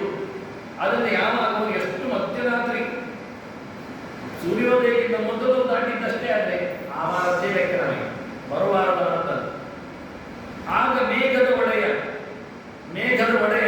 ಆ ದಿನದ ಅರಸ ಮಂತ್ರಿ. ಹಾಗೆ ಕರ್ನಾಟಕಕ್ಕೆ ಹೋಗ್ತಾನ. ಯಾವಾಗ ಕರ್ನಾಟಕ ಸಂಕ್ರಮಣವನ್ನು ಉಂಟು ಮಾಡ್ತಾನೋ ಆ ವಾರ ಯಾರಿರ್ತದೋ ಅವನು ಸಸ್ಯಗಳ ಒಡೆಯ. ಯಾವಾಗ ಸಿಂಹಕ್ಕೆ ಹೋಗ್ತಾನೆ, ಸಿಂಹದಲ್ಲಿ ಯಾವ ದಿನ ಬಂದಾಗ ಯಾವ ವಾರದ ಒಡೆಯ ಇರ್ತಾನೆ ಅವನು ಸೈನ್ಯದ ಒಡೆಯ. ತುಲಾರಾಶಿಗೆ ಯಾವತ್ತು ಹೋಗ್ತಾನೆ ಸಂಕ್ರಮಣದಂದು ಅವತ್ತಿರತಕ್ಕಂಥ ವಾರದ ಯಾವ ಒಡೆಯ ಇದ್ದಾನೆ ಅವ ರಸಾಧಿಪತಿ ಆಗ್ತಾನೆ ವ್ಯಾಪಾರದ ವ್ಯವಸ್ಥೆಯಲ್ಲಿ. ಯಾವಾಗ ಧನು ಸಂಕ್ರಮಣವನ್ನು ಉಂಟು ಮಾಡ್ತಾನೆ ಅವತ್ತು ಯಾವ ವಾರದ ಒಡೆಯ ಇರ್ತಾನೆ ಆ ವಾರದ ಒಡೆಯನು ಧಾನ್ಯಾಧಿಪತಿ ಆಗ್ತಾನೆ. ಯಾವಾಗ ಮಕರಕ್ಕೆ ಕಾಲಿಡ್ತಾನೆ ಅಲ್ಲಿ ವಾರ ಇದ್ದವನು ಅವ ನಿಜವಾಗಿ ನೀರಸಾಧಿಪತಿ ಆಗ್ತಾನೆ. ಇಷ್ಟು ಕತ್ತು ಬಿಟ್ಟರೆ ಪಂಚಾಂಗ ಅರ್ಥ ಆಗಿದೆ. ಇದು ಇವತ್ತೆಲ್ಲರಿಗೂ ಓದುವವರಿಗೆ ಹೇಳಿಕೊಡುವುದು ಎಲ್ಲರಿಗೂ ಗೊತ್ತೇ ಇಲ್ಲ.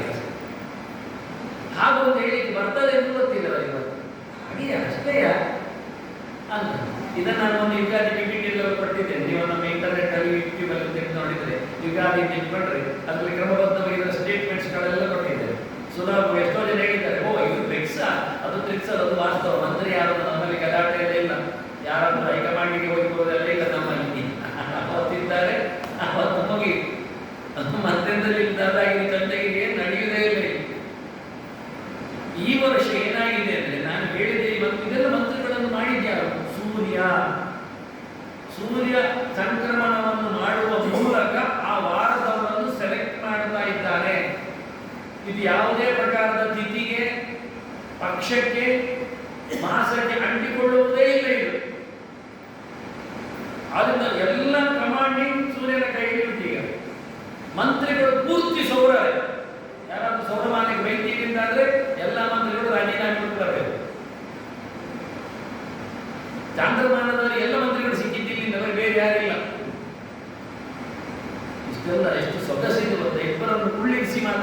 ಆಗ ಹೊಡ್ಕೊಳ್ಳೋದು ಹೇಗಿರ್ತದೆ ಗೊತ್ತಾಗ್ತದೆ. ಎಂತ ಮಾಡಲಿಕ್ಕಾಗುವುದಿಲ್ಲ. ಅದನ್ನು ಎಲ್ಲ ಮಂತ್ರಿಗಳು ನಮಗೆ ಸಿಗ್ತಾರೆ ಸೂರ್ಯನ ಸಂಕ್ರಮಣದ ವ್ಯವಸ್ಥೆಯಲ್ಲಿ. ಈ ಬಾರಿ ಪರಾಭವದಲ್ಲಿ ಶುಕ್ರನಿಗೆ ಮತ್ತೆ ರವಿಗೆ ಯಾವುದೇ ಅಧಿಕಾರ ಸಿಗಲಿಲ್ಲ. ಇಷ್ಟು ಮಾಡಿಕೊಂಡು ನಾನು ಮುಂದಿನ ಹೊತ್ತಿನ ದಿನದೆಲ್ಲ ಬಂದು ತೋರಿಸ್ತೇನೆ ಯಾರ್ಯಾರು ಇದ್ದಾರೆ ವಾರದ ಸ್ಟೇಟ್ಮೆಂಟ್.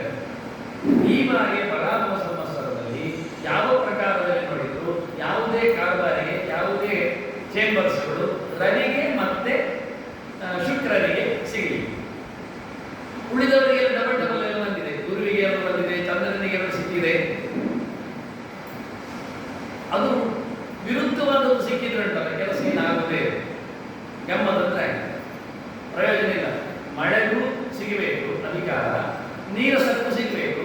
ಆಗ ಎರಡರಲ್ಲಿ ಶೇರ್ ಆಗಿ ಹೋಗ್ತದೆ. ಆದರೆ ಮಳೆ ಕೊಡುವುದಿಲ್ಲ, ಈಚೆ ಕಡಿಮೆ ಮಳೆ ಬೀಳಿಸಿ ಅನಾವೃಷ್ಟಿ ಮಾಡುವುದಿಲ್ಲ, ಬ್ಯಾಲೆನ್ಸ್ ಅಂತ. ಒಬ್ಬರೇ ಎರಡು ಕಡೆಗೆ ಬಂದರೆ ಯಾವುದೂ ನಡೆಯುವುದಿಲ್ಲ, ಬೇರೆ ಬೇರೆ ಕಡೆಗೆ ಬಂದರೆ ಭಾರಿ ಖುಷಿ. ಹೀಗೆ ಅಧಿಕಾರಿಗಳ ಇವತ್ತು ವರ್ಗಾವಣೆ ಆದದ್ದು. ಇಷ್ಟು ಪ್ರೀವಿಯಸ್ ಆಗಿ ನಿಮಗೆ ಇವತ್ತಿನ ದೊಡ್ಡ ಜನರ ಅಧಿಕಾರಿಗಳ ಬಗ್ಗೆ ನಿಮಗೆ ಯಾರೆಲ್ಲ ಆಗ್ತಾರೆ ಹೇಳಿದ್ದಾರೆ ಅಂತ ಹೇಳ್ತಾ, ಇನ್ನು ವಾಸ್ತವವಾಗಿ ಪಂಚಾಂಗ ಎಲ್ಲದಕ್ಕೂ ಬೇಕು ಅಂತ ಹೇಳುವುದು ಅದು ಬೇರೆ. ವಾಸ್ತವಿಕ ಪಂಚಾಂಗ, ಇದು ನಮ್ಮದು ಪಂಚಾಂಗ. 5 ಅಂಗಗಳು ದೇಹದಲ್ಲಿ 5 ಅಂಗಗಳು ಯಾವುದು ಗೊತ್ತಿಲ್ಲ, ಸುಮಾರು ಯಾವುದು ಹೇಳೋದು. ಇದಮೇವ ಶಿರಃ, ಇದು ಮಂಡೆ ಎನ್ನುವುದು. ಮತ್ತೆ ಅಯಂ ದಕ್ಷಿಣ ಪಕ್ಷ, ಇದು ಬಲಕ್ಕೆ. ಅಯಂ ಉತ್ತರ ಪಕ್ಷ, ಇದು ಎಡಗೆ. ಇದಂ ಪುಚ್ಚಂ ಪ್ರತಿಷ್ಠ, ಇದು ಕಾಲು ಕೆಳಗೆ. ಆನಂತರ ಇದು ಮಧ್ಯೆ ನಡು. ಹೀಗೆ 5 ಅಂಗಗಳು ನಮ್ಮದು ಲೆಕ್ಕಾಚಾರದಲ್ಲಿ 5 ಪಾಠಗಳು ಹೇಳುವಾಗಿ. ಇದು ಮಧ್ಯ ನಾರಾಯಣನ ನಡುಬಿಡಿಯಲ್ಲಿ, ಇಲ್ಲಿ ಪ್ರದ್ಯುಮ್ನ ಅನಿರುದ್ಧರು, ತಲೆ ವಾಸುದೇವ, ಕಾಲಿನಲ್ಲಿ ಸಂಕರ್ಷಣ ಎತ್ತಿಕೊಂಡು. ಹೀಗೆ ನಮ್ಮದು ಪಂಚಾಂಗ ಸೇವೆ. ಅದಿರಲಿ ಕಾಲದ ಘಟ್ಟದಲ್ಲಿ ನೋಡಿಕೊಂಡಾಗ ಒಂದು ವರ್ಷವನ್ನು 2 ಮಾಡಿದರು. 1 ವರ್ಷ 2 ಮಾಡಿದರು. ಉತ್ತರ ಅಯನ ದಕ್ಷಿಣ ಅಯನ ಒಂದೊಂದಕ್ಕೆ 6 ತಿಂಗಳು ಕೊಟ್ಟರು. ಆ ಒಂದು ಅಯನವನ್ನು 3 ಮಾಡಿದರು. ಒಂದನ್ನು 2 ಮಾಡಿದರು ಮೊದಲು, ಈಗ ಒಂದನ್ನು 3 ಮಾಡಿದರು. ಒಂದು ಅಯನವನ್ನು 3 ಋತು ಮಾಡಿದರು. ವಸಂತ ಋತು, ಗ್ರೀಷ್ಮ ಋತು, ವರ್ಷ ಋತು, ಆನಂತರ ಶರತ್ ಋತು, ಹೇಮಂತ ಋತು, ಶಿಶಿರ ಋತು. ಅದು ಕಲಿವಿ. ನಮ್ಮಲ್ಲಿ ಸೀಸನ್ ಕೆಲವೇ 3 ಇದೆ. ಇದರಲ್ಲಿ 6 ಉಂಟು ನೋಡಿ. ನಮ್ಮದು ಹೆವಿ ರೈನ್, ಕಮ್ಮಿ ರೈನ್ ಅಂತ. ಹಾಗೆ ಬಹಳ ಚಂದವಾಗಿ 6 ಋತು. ಒಂದನ್ನು 3 ಮಾಡಿದರು. ಅದರಲ್ಲಿ ಒಂದನ್ನು 2 ಮಾಡಿದರು. ಮತ್ತು 3ಅನ್ನು 6 ಮಾಡಿದರು. ಒಂದು ತಿಂಗಳನ್ನು ಒಂದು ಋತುವನ್ನು 2 ತಿಂಗಳು ಮಾಡಿದರು. 3 ಋತುವನ್ನು 6 ತಿಂಗಳು ಮಾಡಿದರು. ಆದ್ದರಿಂದ ವಸಂತ ಋತುವಿನಲ್ಲಿ ಚೈತ್ರ ವೈಶಾಖ, ಜ್ಯೇಷ್ಠ ಆಷಾಢ, ಶ್ರಾವಣ ಭಾದ್ರಪದ, ಗ್ರೀಷ್ಮದಲ್ಲಿ ವರ್ಷದಲ್ಲಿ ಅಂತ ಒಂದನ್ನು 2 ಮಾಡಿ, ಆ ಒಂದನ್ನು ಮತ್ತೆ 2 ಮಾಡಿದರು. ಶುಕ್ಲ ಪಕ್ಷ, ಕೃಷ್ಣ ಪಕ್ಷ. ಆ ಒಂದು ಪಕ್ಷವನ್ನು ಮತ್ತೆ 15 ಮಾಡಿದರು. ತಿಥಿ ಅಂತ ಪಾಠ್ಯ ತೆಗೆಯಲು. ಈಗ ಏನಾಯ್ತು? ಮೊದಲಿಗೆ ವರ್ಷ, ಅಯನ, ಋತು, ಮಾಸ, ಪಕ್ಷ, ಹೀಗೆ 5 ತುಂಡು ಮಾಡಿದ್ದಾರೆ ಮೊದಲಿಗೆ. ಇದು ದೊಡ್ಡ ದೊಡ್ಡ ತುಂಡುಗಳು. ಇದರಲ್ಲಿ ಎವ್ರಿ ಡೇ ತುಂಡು ಮಾಡುವಂತೆ ಮತ್ತೆ ಮಾಡಿದ್ದು ತಿಥಿ, ವಾರ, ನಕ್ಷತ್ರ, ಯೋಗ, ಕರ್ಣ. ಇದು ಎವ್ರಿ ಡೇ ಚೇಂಜ್ ಆಗ್ತದೆ. ಇವತ್ತಿನ ತಿಥಿ ತ್ರಯೋದಶಿ, ನಾಳೆ ಇಲ್ಲ ಚತುರ್ದಶಿ, ತಿಥಿ ಚೇಂಜ್ ಆಗಿದೆ. ಇವತ್ತಿನ ವಾರ ಬುಧವಾರ, ನಾಳೆ ಇಲ್ಲ ಗುರುವಾರ ಆಗ್ತದೆ. ಇವತ್ತಿನ ನಕ್ಷತ್ರ ನಾಳೆಗೆ ಬರುವುದಿಲ್ಲ, ಚೇಂಜ್ ಆಗ್ತದೆ. ಯೋಗವು ಬೇರೆ ಆಗ್ತದೆ, ಕರ್ಣವು ಬೇರೆ ಆಗ್ತದೆ. ಒಟ್ಟಿಗೆ ತಿಥಿಗಳು 30 ಉಂಟು, ವಾರಗಳು 7 ಉಂಟು, ನಕ್ಷತ್ರಗಳು 27 ಉಂಟು, ಯೋಗಗಳು ಮತ್ತೆ 27 ಉಂಟು, ಕರ್ಣಗಳು 11 ಉಂಟು. ಇದು ಬದಲಾಗ್ತಾ ಇರ್ತದೆ. ಇದ್ರ ಬಗ್ಗೆ ತುಂಬ ತಿಳ್ಕೊಳ್ಳಿಕ್ಕೆ ಬಿಡಿ. ಅದು ಚೇಂಜ್ ಆಗುವ ವಿಧಾನಗಳಲ್ಲಿ ಬೇರೆ. ಕೆಲವು ಹೋಗಲಿ ಬರ್ತದೆ ಕೇಳುವುದಿಲ್ಲ. ಅದು ಏಕಾದಶಿ ಲೋಪ ಬರುವುದಿಲ್ಲ, ಬರ್ತದೆ ಮಾರಾಯ. ಉಪವಾಸ ನಿಲ್ಲಿಸ್ಲಿಕ್ಕಿಲ್ಲ, ಇಷ್ಟೇ. ಅದು ಕಷ್ಟ. ಒಂದು ಏಕಾದಶಿ ಲೋಪ ಬರಲಿ ಮಾರಾಯ. ಏಕಾದಶಿ ಲೋಪ ಬರ್ತದೆ ಅಂತ ಹೇಳುವವರಿಗೆ ನಾವು ಆದಿತ್ಯವಾರ ಆಗ್ತದೆ ಹೇಳ್ತೇವೆ. ಹಾಗೆ ತಿಳ್ಕೊಳ್ತಾರೆ. ಅದು ಬೇಡ, ಅದು ಬೇಡ. ಆದಿತ್ಯವಾರ 2 ಬರಬೇಕಂತ, ಏಕಾದಶಿ 1 ಬರಬಾರ್ದು. ಅದು ಹೇಗಾಗ್ತದೆ? ಆದರೆ ಇದರಲ್ಲಿ ಲೆಕ್ಕಾಚಾರವಾಗಿ ಗಮ್ಮತ್ತು ಇರ್ತದೆ. ಇಲ್ಲಿ ಬಿಡಿ. ಅಂದ್ರೆ ಎವ್ರಿ ಡೇ ಚೇಂಜ್ ಆಗತಕ್ಕಂತಹ ಕಾಲದ ಅಂಶಗಳನ್ನು ಪಂಚಾಂಗ ಅಂತ ಕರೆದು ಇದು ದಿನ ಓದಬೇಕು, ನೋಡಬೇಕು. ಚೇಂಜ್ ಆದ್ದು ಏನು? ನಾವು ಹೊರಗೆ ಆ ತೂಗಾಕಿದ್ದಕ್ಕೆ ಏನು ಹೇಳ್ತೇವೆ? ಕ್ಯಾಲೆಂಡರ್ ಅಂತೇವೆ. ಸರಿಯಾಗಿ ಹೇಳಲಿಕ್ಕೆ ಬಾರದವ್ರು ಹೇಳ್ತಾರೆ. ಅವ್ರು ಫೋನ್ ಎತ್ತುವ ಅಂತ ನೋಡಿ ಹೇಗೆ ಹೇಳ್ತಾರೆ ಅವರು? ಹಲೋ ಅದವರಿಗೆ ಚಳಿ ಉಂಟಲ್ಲ ಪ್ರದೇಶ, ನಾಲಿಗೆ ಅಲ್ಲಾಡುವುದಿಲ್ಲ, ಅಲ್ಲೂ ಅಲ್ಲಾಡಿಸುತ್ತದೆ. ಹಾಗಾಗಿ ಅವರು ರಾಮಂದು ಲಾ ಹೇಳು. ಸಣ್ಣ ಮಕ್ಕಳೆಲ್ಲ ನೋಡಿ ಊಟ ಕೂತಾಗ ಕೆಲವೊಮ್ಮೆ ಸಾವು ಬಂತು ಎಲ್ಲ ಹೇಳುದಿಲ್ಲ, ಸಾವು ಅಂತ ಹೇಳುದು ರಾ ಬರುವುದಿಲ್ಲ ಅದಕ್ಕೆ. ಹಾಗೆ ರಾ ಎನ್ನುವುದು ಉಚ್ಚಾರಣೆ ಸರಿಯಲ್ಲಿ ಅದು ಬ್ಯಾಡ್ ಹಾಕಿದ್ರೆ ಮಾತ್ರ ನನಗೆ ದೇವಿ ಗುಡಿ ರಾವೆಲ್ಲ ಬರುದು, ಇಲ್ಲ ಅಂದ್ರೆ ಇಲ್ಲವೆಲ್ಲ ಆಗ್ತದೆ. ಹಾಗೆ ಅವರು ಹರಿವು ಹೇಳ್ತಾ ಇದ್ದದ್ದು, ನಾವು ಅದನ್ನು ಕಲ್ತ್ಕೊಂಡು ನೋಡಿದ್ದು, ಹಲೋ ಶುರು ಮಾಡಿ, ಇಲ್ಲದ ಹಾಗೆ ಆಗಿದೆ. ಹರಿವು ಶುರುವಾಗುವ ಯಾವ್ದು ಹೇಳೋದು ಹರಿವು, ಎಲ್ಲವೂ ಆರಂಭ ಆಗುವುದೆಲ್ಲ ಆಗಿದೆ. ಇಲ್ಲಿ ಹರಿವೋಮ್ ಇದ್ದದ್ದು ಅವ್ರು ಹೇಳಿಕ್ಕಾಗದೆ ಅವರು ಹೇಳಿದ್ರು. ಅದನ್ನ ಕಾಲಂದರತಿ ಸಮಯವನ್ನು ಒಡೆದು ತೋರಿಸ್ತದೆ, ವಾರವನ್ನಾಗಿ, ತಿಂಗಳನ್ನಾಗಿ, ದಿನವನ್ನಾಗಿ, ಗಂಟೆಯನ್ನಾಗಿ ತೋರಿಸ್ತದೆ ಅಂತ ಹೆಸರದಕ್ಕೆ. ಅದು ಕಾಲಂದರ ಸ್ಪೆಲ್ಲಿಂಗ್ ಆಗೇ ಇರೋದು ನೋಡಿ. ನಾವು ಅದನ್ನು ಗ್ಯಾರಂಟಿ ಎಲ್ಲ ಹೇಳ್ತೇವೆ, ಯಾವುದಕ್ಕೆ ಯಾವುದಕ್ಕೆ ಉಡುಪಿ ಹೇಳುತ್ತಿದ್ದು ಕೆಲವರು ಗೊತ್ತಿಲ್ಲ, ಉಡುಪಿ ಹೇಳಬೇಕು ದೊಡ್ಡ ಸ್ಪೆಲ್ಲಿಂಗಿನಲ್ಲಿ ಓದಲಿಕ್ಕೆ ನೋಡೋದೇ ಇಲ್ಲ ಯಾವುದನ್ನು. ಅದನ್ನ ಕಾಲವನ್ನು ಸೀಳಿ ನಾವು ಪ್ರತಿದಿನವನ್ನು 5 ಪ್ರಕಾರದಲ್ಲಿ ಸೀಳಿ ನೋಡ್ತಾ ಇದ್ದೇವೆ.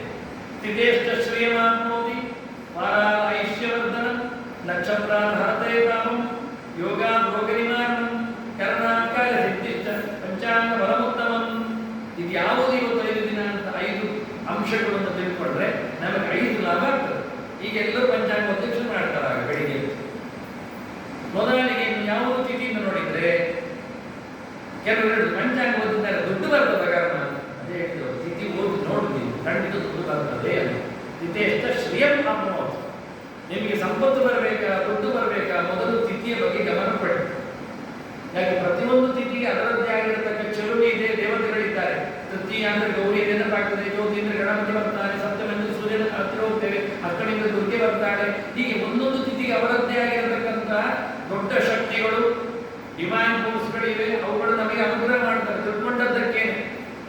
ನಾವಿತ್ತು ಹರೇ ರಾಮ ಹೇಳುವುದಿಲ್ಲ, ದೇವರಿಗೆ ಕೇಳ್ತದ ಕೇಳುವುದಿಲ್ಲ ಕೇಳುವ ಪ್ರಶ್ನೆಯೇ ಅಲ್ಲ.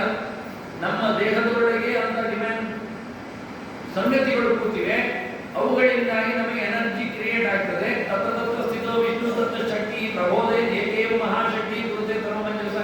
ಇವತ್ತು ನಾವು ಏನೊಂದು ಸೋಲಾರ್ ಎನರ್ಜಿಯನ್ನು ತಗೊಳ್ತೇವೆ, ನಮ್ಮೊಳಗೆ ಪಾಸ್ ಮಾಡಿ ಕೊಡ್ತೇವೆ, ಅದಕ್ಕೊಳಗೆ ಕ್ರಿಯೆ ಮಾಡಲಿಕ್ಕೆ ಅವಕಾಶ ಕೊಟ್ಟಿರ್ತೇವೆ. ಹಾಗಾಗಿ ನಾವು ಬೆಳೀತಾ ಇರ್ತೇವೆ ಗೊತ್ತಾಗದೆ. ಒಂದು ಡಿವೈನ್ ಫೋರ್ಸಿನ ಕಥೆ ಬೇರೆ, ಅದ್ಭುತವಾದ ಶಕ್ತಿಗಳು ಟ್ರಾನ್ಸ್ಫರ್ ಆಗುವ ವಿಧಾನಗಳು. ಹಾಗಾಗಿ ಅದನ್ನು ಗೊತ್ತೇ ಆಗೋದಿಲ್ಲ ಹೇಗಾಗ್ತದೆ ಅಂತ. ಅದನ್ನ ಪ್ರತಿಯೊಂದು ಕಾಲದ ಘಟಕವನ್ನು ನೆನಪಿಟ್ಟುಕೊಳ್ಳುವಲ್ಲಿ, ತಿಳಿಯುವಲ್ಲಿ, ತಿಳಿಸುವಲ್ಲಿ, ಹೇಳುವಲ್ಲಿ, ಹೇಳಿಸುವಲ್ಲಿ ಎಲ್ಲ ಅದರ ಬೆನ್ನ ಹಿಂದಿರತಕ್ಕಂಥ ಅಭಿಮಾನಿಗಳಿಗೆಲ್ಲ ಈಗ ಕೊನೆಯ ಬೆಂಚ್ ಅದು ಕರೆದ್ರೆ ಶಾಲೆಯಲ್ಲಿ ಈಗ ಕೂತ್ಕೊಳ್ತೀವಿ, ಕೊನೆಯ ಬೆಂಚಲ್ಲಿ ಈಗ ಎದುರು ಬನ್ನಿ ಬೆಂಚನ್ನು ತಂದಿಡಬೇಕಿತ್ತು ಅವರಿಗೆ. ಹೇಳಿದಾಗೆ ಕೇಳಿ ಭಾಷೆ ಅರ್ಥ ಆಯ್ತು. ಆಗ ಅವರು ಹಾಗೆ ಮಾಡಲಿಲ್ಲ, ಅವ್ರು ಅರ್ಥ ಆಯ್ತು. ಅದೇನು ಅರ್ಥ ಆಯ್ತು, ಲಾಸ್ಟ್ ಬೆಂಚ್ ಅಂದ್ರೆ ನಾಟ್ ಎ ಬೆಂಚ್, ಮತ್ತೆ ಬೆಂಚಲ್ಲಿ ಇದ್ದವರು ಅಂತ ಅರ್ಥ, ಮಂಚಸ್ಥಾನ ಅಂತ ಅಲ್ಲಿ ಇದ್ದವರು ಅಂತ ಅರ್ಥ. ಹಾಗೆಯೇ ತಿಥಿ ಕಾಲ ಅದೆಲ್ಲ ಜಡವಾದ ವಸ್ತುವಲ್ಲ, ಅಲ್ಲಿದ್ದವರು ಅಂತ ಅಭಿಮಾನಿಗಳ ಪ್ರದೇಶಸ್ತು ಅಂತ ಗಮನಿಸಿದ್ದಾರೆ. ಊರು ನೋಡಿ ನಗ್ತದೆ ಮಾರ ಅಂದ್ರೆ ಊರು ನಗುವುದು ಉಂಟ ಅಂದ್ರೆ ಊರಿನ ಜನ ಅಂತ. ಹಾಗೆ ತಿಥಿ ಇದ್ರೆ ತಿಥಿಯ ದೇವತೆ, ವಾರದ ಅಭಿಮಾನಿ, ಕರಣದ ಸಂಗತಿ ವಸ್ತು ವ್ಯಕ್ತಿ, ನಕ್ಷತ್ರದ ಶಕ್ತಿ, ಹೀಗೆ ಅರ್ಥಗಳು.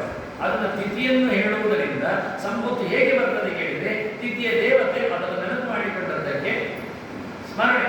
ನಾವು ಯಾರ್ಯಾರದ್ದು ಯಾವ್ಯಾವುದೋ ದಿನಗಳಲ್ಲಿ ಏನೇನು ಸ್ಮರಣೆ ಮಾಡ್ತೇವೆ, ಇದು ನಿತ್ಯದ ದೇವತೆಗಳ ಸ್ಮರಣೆ ಮಾಡಿದ್ರೆ ಒಂದು ದುಡ್ಡು ಬರ್ತದೆ, ಬರಲಿ ಬೇರೆ ಹೊಸದು ಬರಲಿದ್ದು ಪರವಾಗಿಲ್ಲ, ಕೊಟ್ಟದ್ದು ಬರಲಿಲ್ಲ ಒಂದು ವಿಷಯ. ಈಗ ಕೈ ಕಡ ಯಾರಿಗೂ ಎತ್ಕೊಂಡು ಹೋಗಿದ್ದು ಬರಲಿಕ್ಕೆ ಬಾಕಿ ಅದಾದ ಬರಲಿ ಕ್ಷೇಮ. ಅದು ಹೇಗೆ ಬರ್ತದೆ, ಅದು ಕರೆನ್ಸಿಯಾಗಿ ಬರುವುದಿಲ್ಲ, ಮತ್ತೆ ಆರೋಗ್ಯವಾಗಿ ಬರ್ತದೆ. ಮೊದಲ ಸೊತ್ತು ದುಡ್ಡು ಯಾವುದು ಹೇಳಿದ್ರೆ ಹೆಲ್ತ್ ಈಸ್ ವೆಲ್ತ್. ನಮಗೆ ಆರೋಗ್ಯ ಇದ್ರೆ ಉಂಟಲ್ಲ, ಎಷ್ಟೋ ಲಕ್ಷ ಉಳಿತದಾಗ ನೀವು ಎಷ್ಟು ಕಾರ್ಡ್ ಮಾಡಿದ್ರು ಒಳಗೊಬ್ಬ ಕಾರ್ಡ್ ನೋಡ್ತಾರೆ, ಅಷ್ಟರಲ್ಲಿ ಕರೆಕ್ಟ್ ಮಾಡಿ 5 ಲಕ್ಷದ ಕಾರ್ಡ್ ಆದರೆ 4,99,999 ಬಿಲ್ ಮಾಡಿ ಮತ್ತೆ ಹೊರಗೆ ಹೋಗುವುದು ಹೇಳಿ ತಂತ ಮಾಡಿ ಮೆರವಣಿಗೆ ತಿಳಿಸ್ತಾರೆ. ಮತ್ತೆ ನಿಮ್ಮನ್ನ ಅಷ್ಟೊಂದು ನೋಡ್ಬೇಕಾದ್ರೆ ಮತ್ತೆಂತ ಆಗುವುದಿಲ್ಲ. ಅಲ್ಲಿ ಹೋಗಿ ಕೆಲವು ಕಾರ್ಡ್ ನೀವೆಷ್ಟು ಫ್ರೀ ಮಾಡಿದ್ರು ಅಷ್ಟಕ್ಕೆ ಹೋಗಿ ಕಟ್ಟಿಕೊಂಡು ನೋಡ್ತಾರೆ. ಇದು ತುಂಬಾ ಉದಾಹರಣೆಗಳು ತುಂಬಾ ಜನ ಇರ್ಬೋದು, ಅದಕ್ಕೆ ಹೋಗಿಲ್ಲ, ಅದರ ವಿಷಯ ಅಲ್ಲ. ಆದ್ರೆ ಒದ್ದಾಡೋದು ಉಂಟೆ ಉಂಟು. ಆದ್ರಿಂದ ಯಾರು ಸಹ ಆಸ್ಪತ್ರೆಯಲ್ಲಿ ಮನೆಗಿರ್ತೇನೆ ಗಮ್ಮತ್ತಿರ್ತದೆ ಒಂದು ವಾರಕ್ಕೆ ತಿಂಗಳಿಗೆ ಅಂತ ಹೇಳಿಕೊಡುವವರಿಲ್ಲ. ಅದರಿಂದ ಹೆಲ್ತ್ ಎನ್ನುವುದು ದೊಡ್ಡ ಹೆಲ್ತ್ ಎನ್ನುವುದು ಎಲ್ಲರೂ ಹೋಗ್ತಾರೆ. ಎದ್ದಾಗ ಖುಷಿ ಇರಬೇಕು, ಬಿದ್ದಾಗ ನಿದ್ದೆ ಬರಬೇಕು. ಇಂಥವ ಇದ್ದರೆ ಯೋಗಿ ಕ್ಷಣಾರ್ಧದಲ್ಲಿ ಸ್ವಿಚ್ ಆಫ್ ಮಾಡಿದಾಗ ಕತ್ತಲಾಗುವಂತೆ ಕಣ್ಣು ಮುಚ್ಚಿದಾಗ ನಿದ್ದೆ ಬರಬೇಕು ಅಂತ ವೈದ್ಯ ಗೆದ್ದ ಅಂತ ಅರ್ಥ. ಬದುಕಾಗ ಎಂತ ಟೆನ್ಷನ್ ಇರಲಿ, ಎಂತ ಒತ್ತಡ ಇರಲಿ, ಎಂತ ದಿನಮಾನ ಇರಲಿ, ಹೇಗೆ ಕರ್ನಾಟಕ 6:41 ಆಯ್ತು, ಸೂರ್ಯಾಸ್ತ ಆಗಿ ಆಯ್ತು. ಹಾಗೆ ಇದು ಯೋಗ. ಯಾದೇವಿ ತತ್ವಭೂತೇಶು ನಿದ್ರಾ ರೂಪೇಣ ಸಂಸ್ಥಿತ ನಮಸ್ತಸ್ಯೈ ನಮಸ್ತಸ್ಯೈ ನಮಸ್ತಸ್ಯೈ ನಮೋ ನಮಃ. ಮಹಾಲಕ್ಷ್ಮಿ ಅದ್ಭುತವಾದ ಒಂದು ಶಕ್ತಿ ಯಾವುದು ಹೇಳಿ ನಿದ್ರೆ, ಅದು ಸಂಪತ್ತು, ಅದು ಸಂಪತ್ತು ನಮಗೆ. ಅದು ದುಡ್ಡು ಬರ್ತದ ಅಂತ ಕೇಳಬೇಡಿ, ಜನಗಣ ಆಯ್ತಾ, ಕ್ಯಾಶ್ ಬ್ಯಾಲೆನ್ಸ್ ಎಷ್ಟಾಯ್ತು ಅದೆಲ್ಲ ಕೇಳಬೇಡಿ. ನೀವು ಆರೋಗ್ಯವಾಗಿ 24 hours ಇದ್ದೀರಾ, ಶ್ರೀಮಂತರು ಅರ್ಥ. ದುಡ್ಡು ಅಂದ್ರೆ ಅದು ಶ್ರೀಮಂತಿಕೆ ಅಂತ. ತಲೆ ಸರಿ ಉಂಟಾ, ಎಲ್ಲ ಸರಿ ಉಂಟು ಅಂತ ಅರ್ಥ ಮಾಡಿ. ಊಟ ಆದದ್ದು ಕರೆಕ್ಟ್ ಅದ, ಬಹಳ ಚೆನ್ನಾಗಿದೆ ಅಂತ ಅರ್ಥ. ಇನ್ನು ಊಟ ಮಾಡಬಹುದು ಅಂತ ಇಲ್ಲ, ಅದು ಒದ್ದಾಟ ಪಡ್ಬೇಕಾದ್ರೆ ಅದ್ರ ಸಂಪತ್ತು ಯಾವ್ದು ಕೇಳಿ, ಸಂಪತ್ತು ಬಹುಮುಖದಿಂದ ಹಾಕ್ಬೇಕು. ಸಿದ್ಧೇಷ್ಟ ಶ್ರೀಮಾಪ್ನೋತಿ, ಅವರವರಿಗೆ ಅವರವರ ಸಂಪತ್ತು. ನನಗೆ ಎಂತ ಮ್ಯಾರೇಜ್ ಉಂಟು, ಬರ್ತದೆ, ನಾವು ರಿಟೈರ್ಡ್ ಆಗಿದ್ದೇವೆ, ಬಂದು ಬೀಳ್ತದೆ ಅಂತ. ಹಾಗಾದ್ರೆ ಅವ್ರನ್ನ ಕೇಳೋದು, ನಿಮಗೆ ಓದ ಸರಿ ಉಂಟ? ಇಲ್ಲ, ನಾನು ಕೆಲವು ಮುಚ್ಚಿ ಬೀಳ್ತದೆ, ಅದೇ ಸಂಪತ್ತು ಈಗ ಇಲ್ಲ, ಅದು ಬೇಕು ನಿಮಗೆ. ಬಿಸಿಗೈಯುವ ಹಾಗಾದ್ರೆ ಹಾಗೆ ನಮಗೆ ಪ್ರತಿಯೊಂದು ಬೇಕು. ಅನಾಯಾಸೇನ ಮರಣ ಅನ್ನೋದಿಲ್ಲ. 100 ವರ್ಷ ಆಯ್ತು, ಇನ್ನೇನಿಲ್ಲ, ಗಮ್ಮತೆ. ಹಾಗಿದ್ರೆ ಅದು ಸಂಪತ್ತೇನು ಒಬ್ಬೊಬ್ಬರಿಗೆ ಡಿಪೆಂಡ್ಸ್ ಆನ್ ಅವನವರ ಯೋಗ್ಯತೆ ಅಂತ ಚೇಂಜ್ ಇರ್ತದೆ. ಅದರಿಂದ ಎಲ್ಲರಿಗೂ ಎಲ್ಲ ಬಗೆಯ ಸಂಪತ್ತುಗಳು ಸಿಗ್ತವೆ, ಇರ್ತವೆ, ಬೇಕಾಗ್ತದೆ. ವಿದೇಶ ಶ್ರೀಮಂತಿ ದುಡ್ಡಿದ್ರೆ ಆಯ್ತಾ ಮಾರಾಯ, ದುಡ್ಡೆಂತ ಒಪ್ಕೊಂಡು ಹೋಗಿ ಬರ್ತದೆ ಕೇಳ್ತಾರೆ. ದುಡ್ಡಿಗೆ ಏನು ಕ್ಯಾಶ್ ಮಾಡ್ಬೇಕು ನಾವು? ಆ ದುಡ್ಡನ್ನು ಉಪಯೋಗಿಸಲಿಕ್ಕೆ, ಬದುಕನ್ನು ಉದ್ದ ಮಾಡಲಿಕ್ಕೆ ಆಯುಷ್ಯವನ್ನು ಕೇಳಬೇಕು. ಆಯುಷ್ಯ ಇದ್ರೆ ದುಡ್ಡಿದ್ದಕ್ಕೆ ಬೇರೆ. ಇಲ್ಲ ಅಂದ್ರೆ ಕೂಡಿಟ್ಟದ್ದು ಮಕ್ಕಳು ಕುಡಿದು ಹಾಳು ಮಾಡಿ ಸಾಯ್ತಾರೆ, ನಮ್ಮ ಹೆಸರು ತೆಗಿತಾರೆ. ಅವರ ಮಗನ ಕುಡಿಯುದು ದಿನ ಅಂತ ಒಳ್ಳೆ ಬ್ರಾಹ್ಮಣ ಪರಿಷತ್ತಲ್ಲೇ ಇದ್ದು ಈಗ ದಿನ ಕುಡಿತಾರೆ, ಹೇಳೋರಿದ್ದಾರೆ. ಅಂದದ್ದಕ್ಕೆ ನಾವು ಹೋಗ್ಬಾರ್ದು. ಅದಕ್ಕೆ ಏನ್ ಮಾಡಬೇಕು? ದುಡ್ಡಿದೆ ಅಂದ್ರೆ ಅದನ್ನು ಉಪಯೋಗಿಸುವ ಆಯುಷ್ಯವನ್ನು ನಮಗೆ ಬೇಕು. ವಾರ ಆಯುಷ್ಯವರ್ಧನ ನೆಕ್ಸ್ಟ್. ಇವತ್ತು ವಾರ ಯಾವುದು ತಿಳ್ಕೊಂಡ್ರೆ ನಮಗೆ ಗಮ್ಮದಲ್ಲಿ ಆಯುಷ್ಯ ಸಿಗ್ತದೆ. ಈಗ ನಮಗೆ ಆಯುಷ್ಯ ಸಿಗ್ತದೆ ಅಂತ ಆಗುದಲ್ಲ, ಮುಂದೆ ಕಂಟ್ರೋಲ್ ಮಾಡಿಕೊಂಡು. ಯಾಕೆಂದ್ರೆ ಬದುಕಿದ್ದಾರೆ, ಹೇಳಿದ್ದಾರೆ, ಅವ ಬಿಟ್ಟಿದ್ದಾರೆ. 12 ವರ್ಷ ಆಯ್ತು ಮಾಡಿದ್ರೆ ಮನೆಗೆ ಇದ್ದಾರೆ, ದೊಡ್ಡ ಕಥೆ ಇದ್ದಾರೆ. ದಿನ ನಾವು ತಿಂದುಕೊಂಡು ಹೋಗುದು, ಸಮ ಒಂದು ಮನುಷ್ಯ ಹಿಂದೆ ಬರೋದು, ಇಲ್ಲಿ ಸಾಯ್ತದ ಅಂತ ನೋಡುದು, ಅದು ಪ್ರಯೋಜನ ಆಗಲಿಲ್ಲ. ವಾರ ಆಯುಷ್ಯವರ್ಧನ ನಕ್ಷತ್ರ ಧರತೆ ಪಾಪಂ. ಅವನು ಕೆಟ್ಟದಾಗಿ ಬಿದ್ದುಕೊಂಡಿರಬಾರದು, ಅನ್ಯಾಯಕಾರನಾಗಿರಬಾರದು. ನಾವು ಒಳ್ಳೆ ಆಕ್ಟಿವ್ ಆಗಿರ್ಬೇಕು. ಬದುಕಿದ್ದಾನೆ ಹೇಳಿದ ತಕ್ಷಣ ಅವನ ಪಾಡಿಗೆ ಬದುಕಿರ್ಬೇಕು. ಇನ್ನೊಬ್ಬರಿಗೆಲ್ಲ ಕೋಲ್ ಕೊಟ್ಟು ಜನ ಕೊಟ್ಟು ಬದುಕುದಲ್ಲ. ಇದ್ದಾರೆ ಹೇಳೋದ್ರಿಂದ ದೊಡ್ಡ ಸಂಗತಿ ಅಲ್ಲ, ಚೆನ್ನಾಗಿದ್ದಾರೆ ಅನ್ನೋದ್ರಲ್ಲಿ ದೊಡ್ಡ ಸಂಗತಿ. ನಕ್ಷತ್ರ ಧರದೇ ಪಾಪ, ಪಾಪಕ್ಕೆ ಕಾರಣ ರೋಗ. ಯೋಗ ರೋಗ ನಿವಾರಣ. ಯೋಗ ಕಲಿಯಿರಿ, ರೋಗ ಬಿಡಿಯಿರಿ. ಯಾವ ಯೋಗ? ಇದ್ರಿ ಪಂಚಾಂಗ. ಹೆಚ್ಚಿನವರು ಯೋಗ ಕಲಿಯಿರಿ ಹೇಳಿದ್ದಾರೆ, ರೋಗ ಹೋಗ್ತದಂತೆ ಹೇಳಿಕೊಂಡು ಕಾಲು ಮೇಲೆ ಮಾಡೋದು. ಕೈ ದೇವರು ಸರಿ ಇಟ್ಟಿದ್ದಾನೆ, ಕೈ ಮೇಲೆ ಇಟ್ಟಿದ್ದಾನೆ, ಕಾಲು ಕೆಳಗೆ ಇಟ್ಟಿದ್ದಾನೆ. ಅದು ಮೇಲೆ ಮಾಡೋದು, ಇದನ್ನು ಕೆಳಗೆ ಮಾಡೋದು ಬೇಡ. ಇವರಿಗೆ ಕುಕ್ಕುಟಾಸನ, ಶ್ವಾನಾಸನ ಎಂತ ಕರ್ಮಕ್ಕೆ ನಮಗೆ?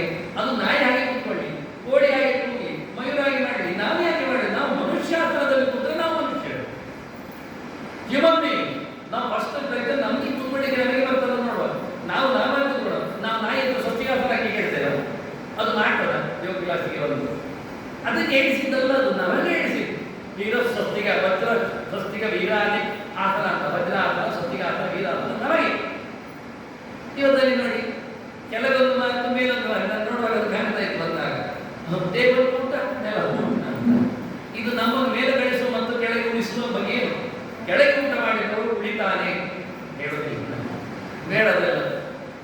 ಅವರು ಹೇಳಿಕೊಟ್ಟಿದ್ದಾರೆ. ಅಂದ್ರೆ ನಮ್ಮ ದೇಹ ಹೇಗಿರ್ತದೆ, ಬ್ಯಾಲೆನ್ಸ್ ಹೇಗಾಗ್ತದೆ, ನೀವು ಕೈಕಾಲುಗಳನ್ನು ಫ್ರೀಯಾಗಿ ಬಿಟ್ಟರೆ ಹೇಗೆ ಬಾಡಿಯಲ್ಲಿ ಡೈಜೆಷನ್ ವರ್ಕ್ ಆಗ್ತದೆ. ನೀವು ಅವತ್ತು ಬಂದಾಸನ ಮಾಡಿಕೊಂಡು ಬೆನ್ನು ಕೊಲ್ಲಿಗೆ ಬೆಲ್ಲ ಕೊಟ್ಟಾಗ ಯಾವಾಗ ನಾನು ಕೂತಿದ್ದೆ ನೋಡಿ, ಆಗಲಿಲ್ಲ, ಹೀಗೆ ಇದ್ದೇನೆ ನಾನು. ಒಮ್ಮೆ ಹೀಗೆಲ್ಲ ಕೂತ್ಕೊಂಡು ಹೇಳಿದ್ರೆ ನೀವು ಲಾಯ್ ಮಾಡಿ ಮಲಗಿ ಹೇಳ್ತಿದ್ದೆ. ಅಂದ್ರೆ ಬೆನ್ನು ಕೊಲ್ಲಿ ಎಷ್ಟೊಂದು ಹೇಗೆ ಇದನ್ನು ಮಾಡಿಕೊಳ್ಳೋ ಪ್ರಾಕ್ಟೀಸಿನ ವ್ಯವಸ್ಥೆ ಇದು. ವೀರ ಸ್ವಸ್ತಿಕ ಆಸನದಲ್ಲಿ ನಾವು ಲಭ್ಯ ಮಾಡಿರ್ತಕ್ಕ ಸಂಗತಿ. ಅದನ್ನ ಯೋಗ ಅಂದ್ರೆ ಇದು ಹೊರತು ಮತ್ತು ಇನ್ನೊಂದು ಯಾವುದೋ ಅಲ್ಲ. ಜಿಮ್ಮಿಗೆ ಹೋಗಿ ಈ ಎಂಥದ್ದು ಮೈಯಲ್ಲಿ ಮಾಂಸ ಬರುತ್ತೆ ಎಲ್ಲಿ ಉಂಟು ತೋರಿಸುವುದು, ಅದೆಲ್ಲ ಯೋಗದಲ್ಲಿ ಅಥವಾ ಇದರಲ್ಲೆಲ್ಲ ಬರುವುದಿಲ್ಲ. ಅದು ನಮಗೆ ಹೇಳಿಸಿದ್ದಲ್ಲ. ನಾವು ಚೆನ್ನಾಗಿ ಊಟ ಮಾಡಬೇಕು, ಚೆನ್ನಾಗಿ ಜಪ ಮಾಡಬೇಕು, ಚೆನ್ನಾಗಿ ಮಾತಾಡಬೇಕು, ಚೆನ್ನಾಗಿ ಬದುಕಬೇಕು. ಅದು ರಾಜ್ಯ ಎಂಥದಿಲ್ಲ, ಅದೇ ದೊಡ್ಡ ಯೋಗ. ಅದು ಎಲ್ಲ ರೋಗವನ್ನು ದೂರ ಮಾಡ್ತದೆ. ಸಮಾಜ ಇವತ್ತು ಸತ್ಯ ಹೇಳ್ತೇನೆ, ನೀವು ನೋಡ್ಬೋದು, ಅಂಕಿಅಂಶ ತೆಗಿಬೋದು, ಅದು ದೊಡ್ಡ ರಿಸರ್ಚ್.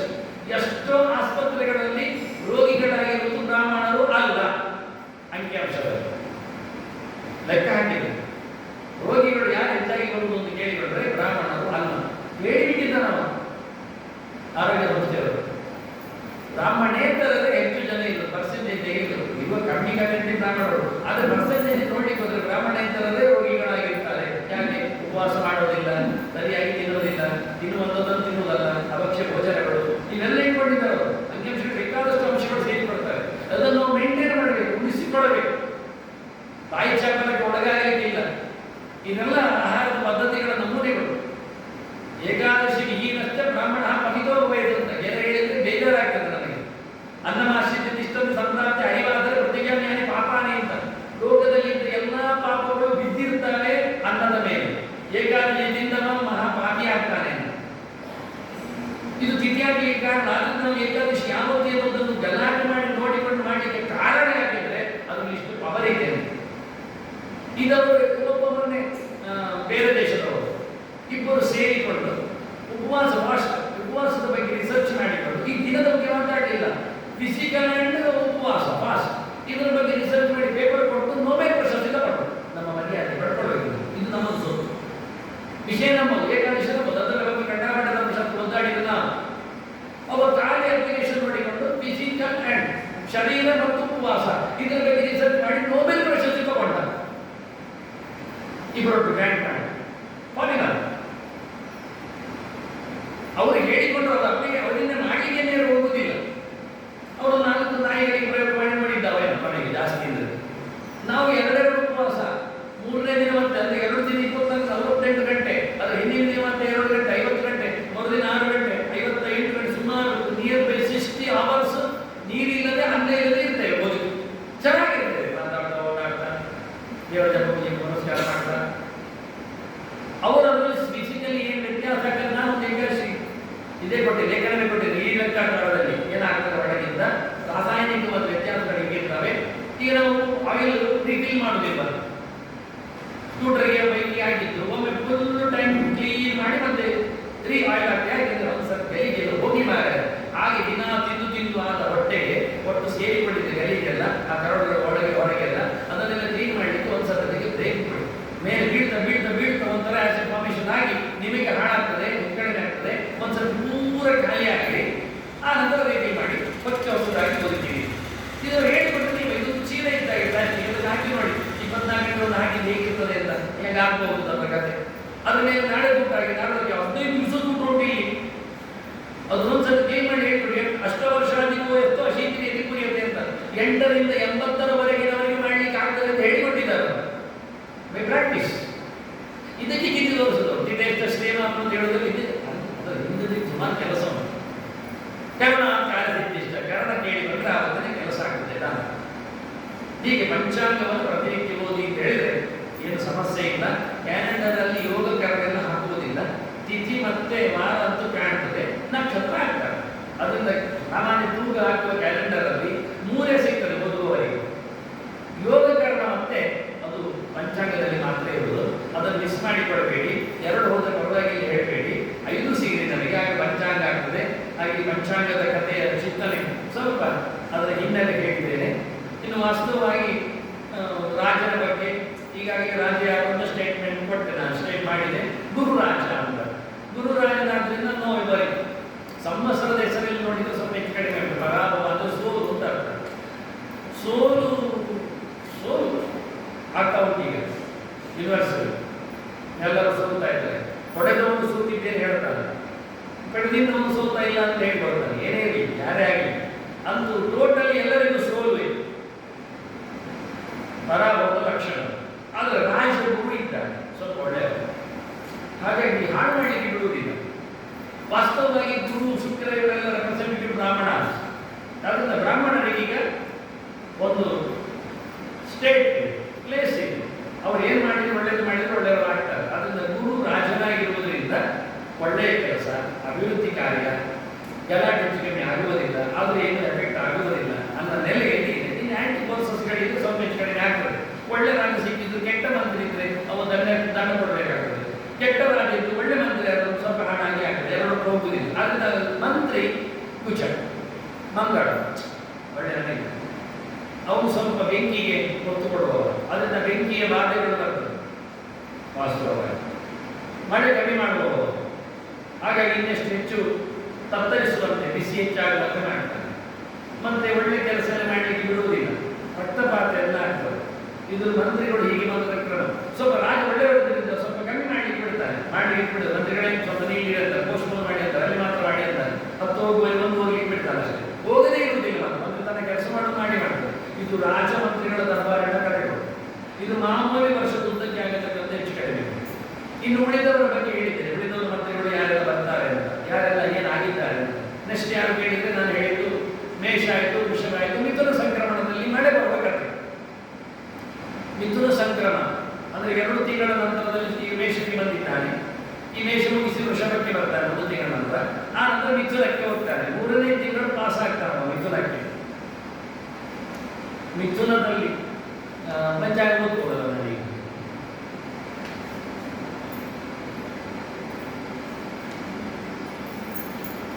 ಮಿಥುನ ಸಂಕ್ರಮ ಆಗುವಂಥದ್ದು ಸೋಮವಾರದಲ್ಲಿ ಆಗ್ತದೆ.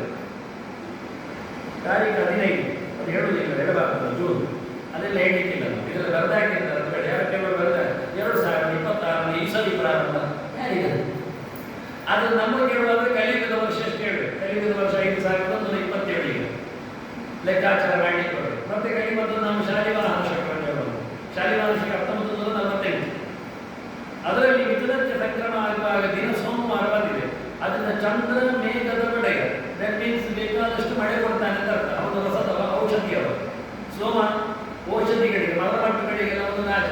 ಹಾಗೆ ಒಂದು ಖುಷಿ ಆಗ್ತದೆ ಅವನ ಸಂತಾನ. ಆದ್ರಿಂದ ಬರುವ ಈ ವರ್ಷ ಫಸಲುಗಳು ಜಾಸ್ತಿ ಇರ್ತವೆ, ಮಳೆ ಚೆನ್ನಾಗಿರ್ತದೆ, ಇಲ್ಲಿಗೆ ಬೇಕಾದಷ್ಟು ನಮ್ಮದೇ ಬಿಡುವುದಲ್ಲ ಮತ್ತೆ. ಆದ್ರಿಂದ ಒಳ್ಳೆಯ ರೀತಿಯಿಂದ ಚಂದ್ರನಿಂದಾಗಿ ಒಳ್ಳೆಯದಾಗ್ತದೆ ಮಿಥುನ.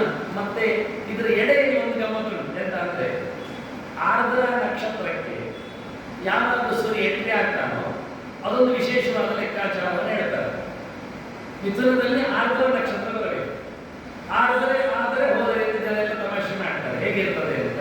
ಈ ಸರ್ತಿ ಆರ್ದ್ರ ನಕ್ಷತ್ರಕ್ಕೆ ಸೂರ್ಯ ಪ್ರವೇಶ ಮಾಡುವ ದಿನ ಅದು ಮತ್ತೆ ಸೂರ್ಯನ, ಅದು ಚಂದ್ರನ ವಾರಕ್ಕೆ ಬಂದಿದೆ, ಅಂದ್ರೆ ಸೋಮವಾರಕ್ಕೆ ಬಂದಿದೆ.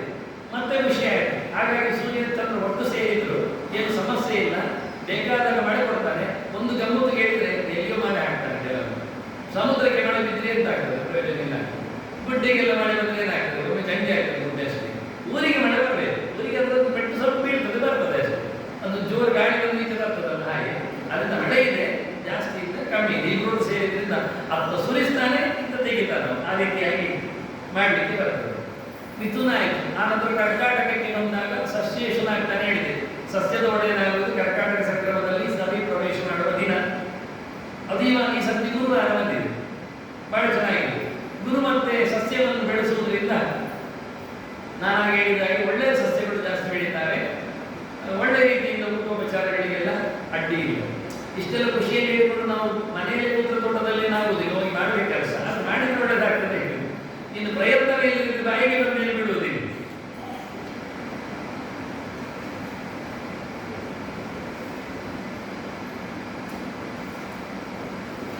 ಕರ್ಕಾಟಕದ ನಂತರದಲ್ಲಿ ಸಿಂಹ ಮಾಸ.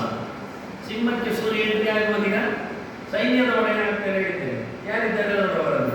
ಇದಕ್ಕೂ ಚಂದ್ರ ಇದ್ದಾನೆ ನೋಡಿ, ಸುಮಾರು ಪೋರ್ಟ್ಫೋಲಿಯೋಗಳೆಲ್ಲ ಚಂದ್ರನೇ ಸಿಕ್ಕಿದೆ. ಹಾಗಾಗಿ ಬಹಳ ಗಮ್ಮತ್ತು. ಸೈನ್ಯದ ಒಡೆಯನಾದ್ರಿಂದ ಸ್ವಲ್ಪ ಚಪ್ಪೆವ ಅಂದ್ರೆ ನೀರಿನಲ್ಲಿ ಬಿದ್ದವನಾಗಿ ಮಾಡ್ತಾನೆ, ಒಳ್ಳೆ ಕೆಲಸ ಆಗುವುದಿಲ್ಲ. ಸೈನ್ಯ ಇದೆ, ಪೆಟ್ಟುಪಡೆ ಆಗುವುದಿಲ್ಲ, ಬಟ್ ಫೋರ್ಸ್ಫುಲಿಯಾಗಿ ದೇಶ ರಕ್ಷಣೆಗೆ ಅಥವಾ ನಮ್ಮ ರಕ್ಷಣೆಗೆ ನಮ್ಮದು ಸೈನ್ಯ ಹೇಳಿ ಇಂದ್ರಿಯಗಳೇ ನಮ್ಮ ಸೈನ್ಯಗಳು. ನಾವು ಯೂನಿವರ್ಸಲ್ಲಿ ನೋಡ್ಲಿಕ್ಕೆ ಬರ್ತದೆ, ನಮ್ಮ ದೇಶದಲ್ಲಿ ನೋಡ್ಲಿಕ್ಕೆ ಬರ್ತದೆ, ಮತ್ತೆ ನಮ್ಮಲ್ಲಿ ನೋಡ್ಲಿಕ್ಕೆ ಬರ್ತದೆ, ಪ್ರತಿ ವ್ಯಕ್ತಿಯಲ್ಲಿ ನೋಡ್ಲಿಕ್ಕೆ ಆಗ್ತದೆ. ನಮ್ಮಲ್ಲೇ ಒಬ್ಬ ರಾಜ ಆಗುವುದು ಹೇಗೆ, ನಮ್ಮಲ್ಲೇ ಮಂತ್ರಿ ಆಗುವುದು ಹೇಗೆ, ನಮ್ಮಲ್ಲೇ ಹೇಗೆ ಬೆಳವಣಿಗೆ ಇರ್ತದೆ ಎನ್ನುವುದನ್ನು ನೋಡುವುದು ಇನ್ಫ್ಲುಯೆನ್ಸ್ ಅಲ್ಲಿ ಅವಸ್ಥೆ ಉಂಟು ಇಲ್ಲ ಅಂತ ಟೋಟಲ್ ನೋಡೋದು ವಿಶೇಷ ವರ್ಕ್ ಆಗುತ್ತೆ. ಅವನಾಯ್ತು. ಅವನಾದ ಇನ್ನೊಬ್ಬರನ್ನು ನೋಡುವುದಾದ್ರೆ ಈಗ ಸೈನ್ಯದ ಒಡೆಯ ಆಯ್ತು, ಕರ್ಕಾಟಕ, ಸಿಂಹ ಆಯ್ತು, ತುಲಾದಲ್ಲಿ ಬರುವಂಥದ್ದು ಏರುಪೇರು, ಆಚೆ ಈಚೆ ಪ್ರಸಾದಿಕೆಯನ್ನು ತುಲದಲ್ಲಿ ನೋಡಬೇಕು ಹೇಳಿದ್ದೇನೆ. ತುಲಾ ಸಂಕ್ರಮಣ.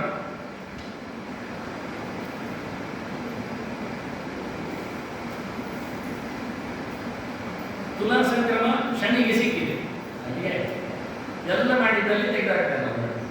ಮಂದ ಮೆಲ್ಲ ಕೆಲಸ ಮಾಡ್ತಾನೆ. ನಾಳೆ ಬರುವ ನಾಳೆ ಮತ್ತೆ ಮಾಡುವ ಅಂತೇಳಿ ಎಲ್ಲರೆಲ್ಲ ಮಾಡ್ತಾ ಬರ್ತಾನೆ. ಹಾಗಾಗಿ ಎಲ್ಲ ಆಸೆಯನ್ನೆಲ್ಲ ತೆಗಿತಾನೆ.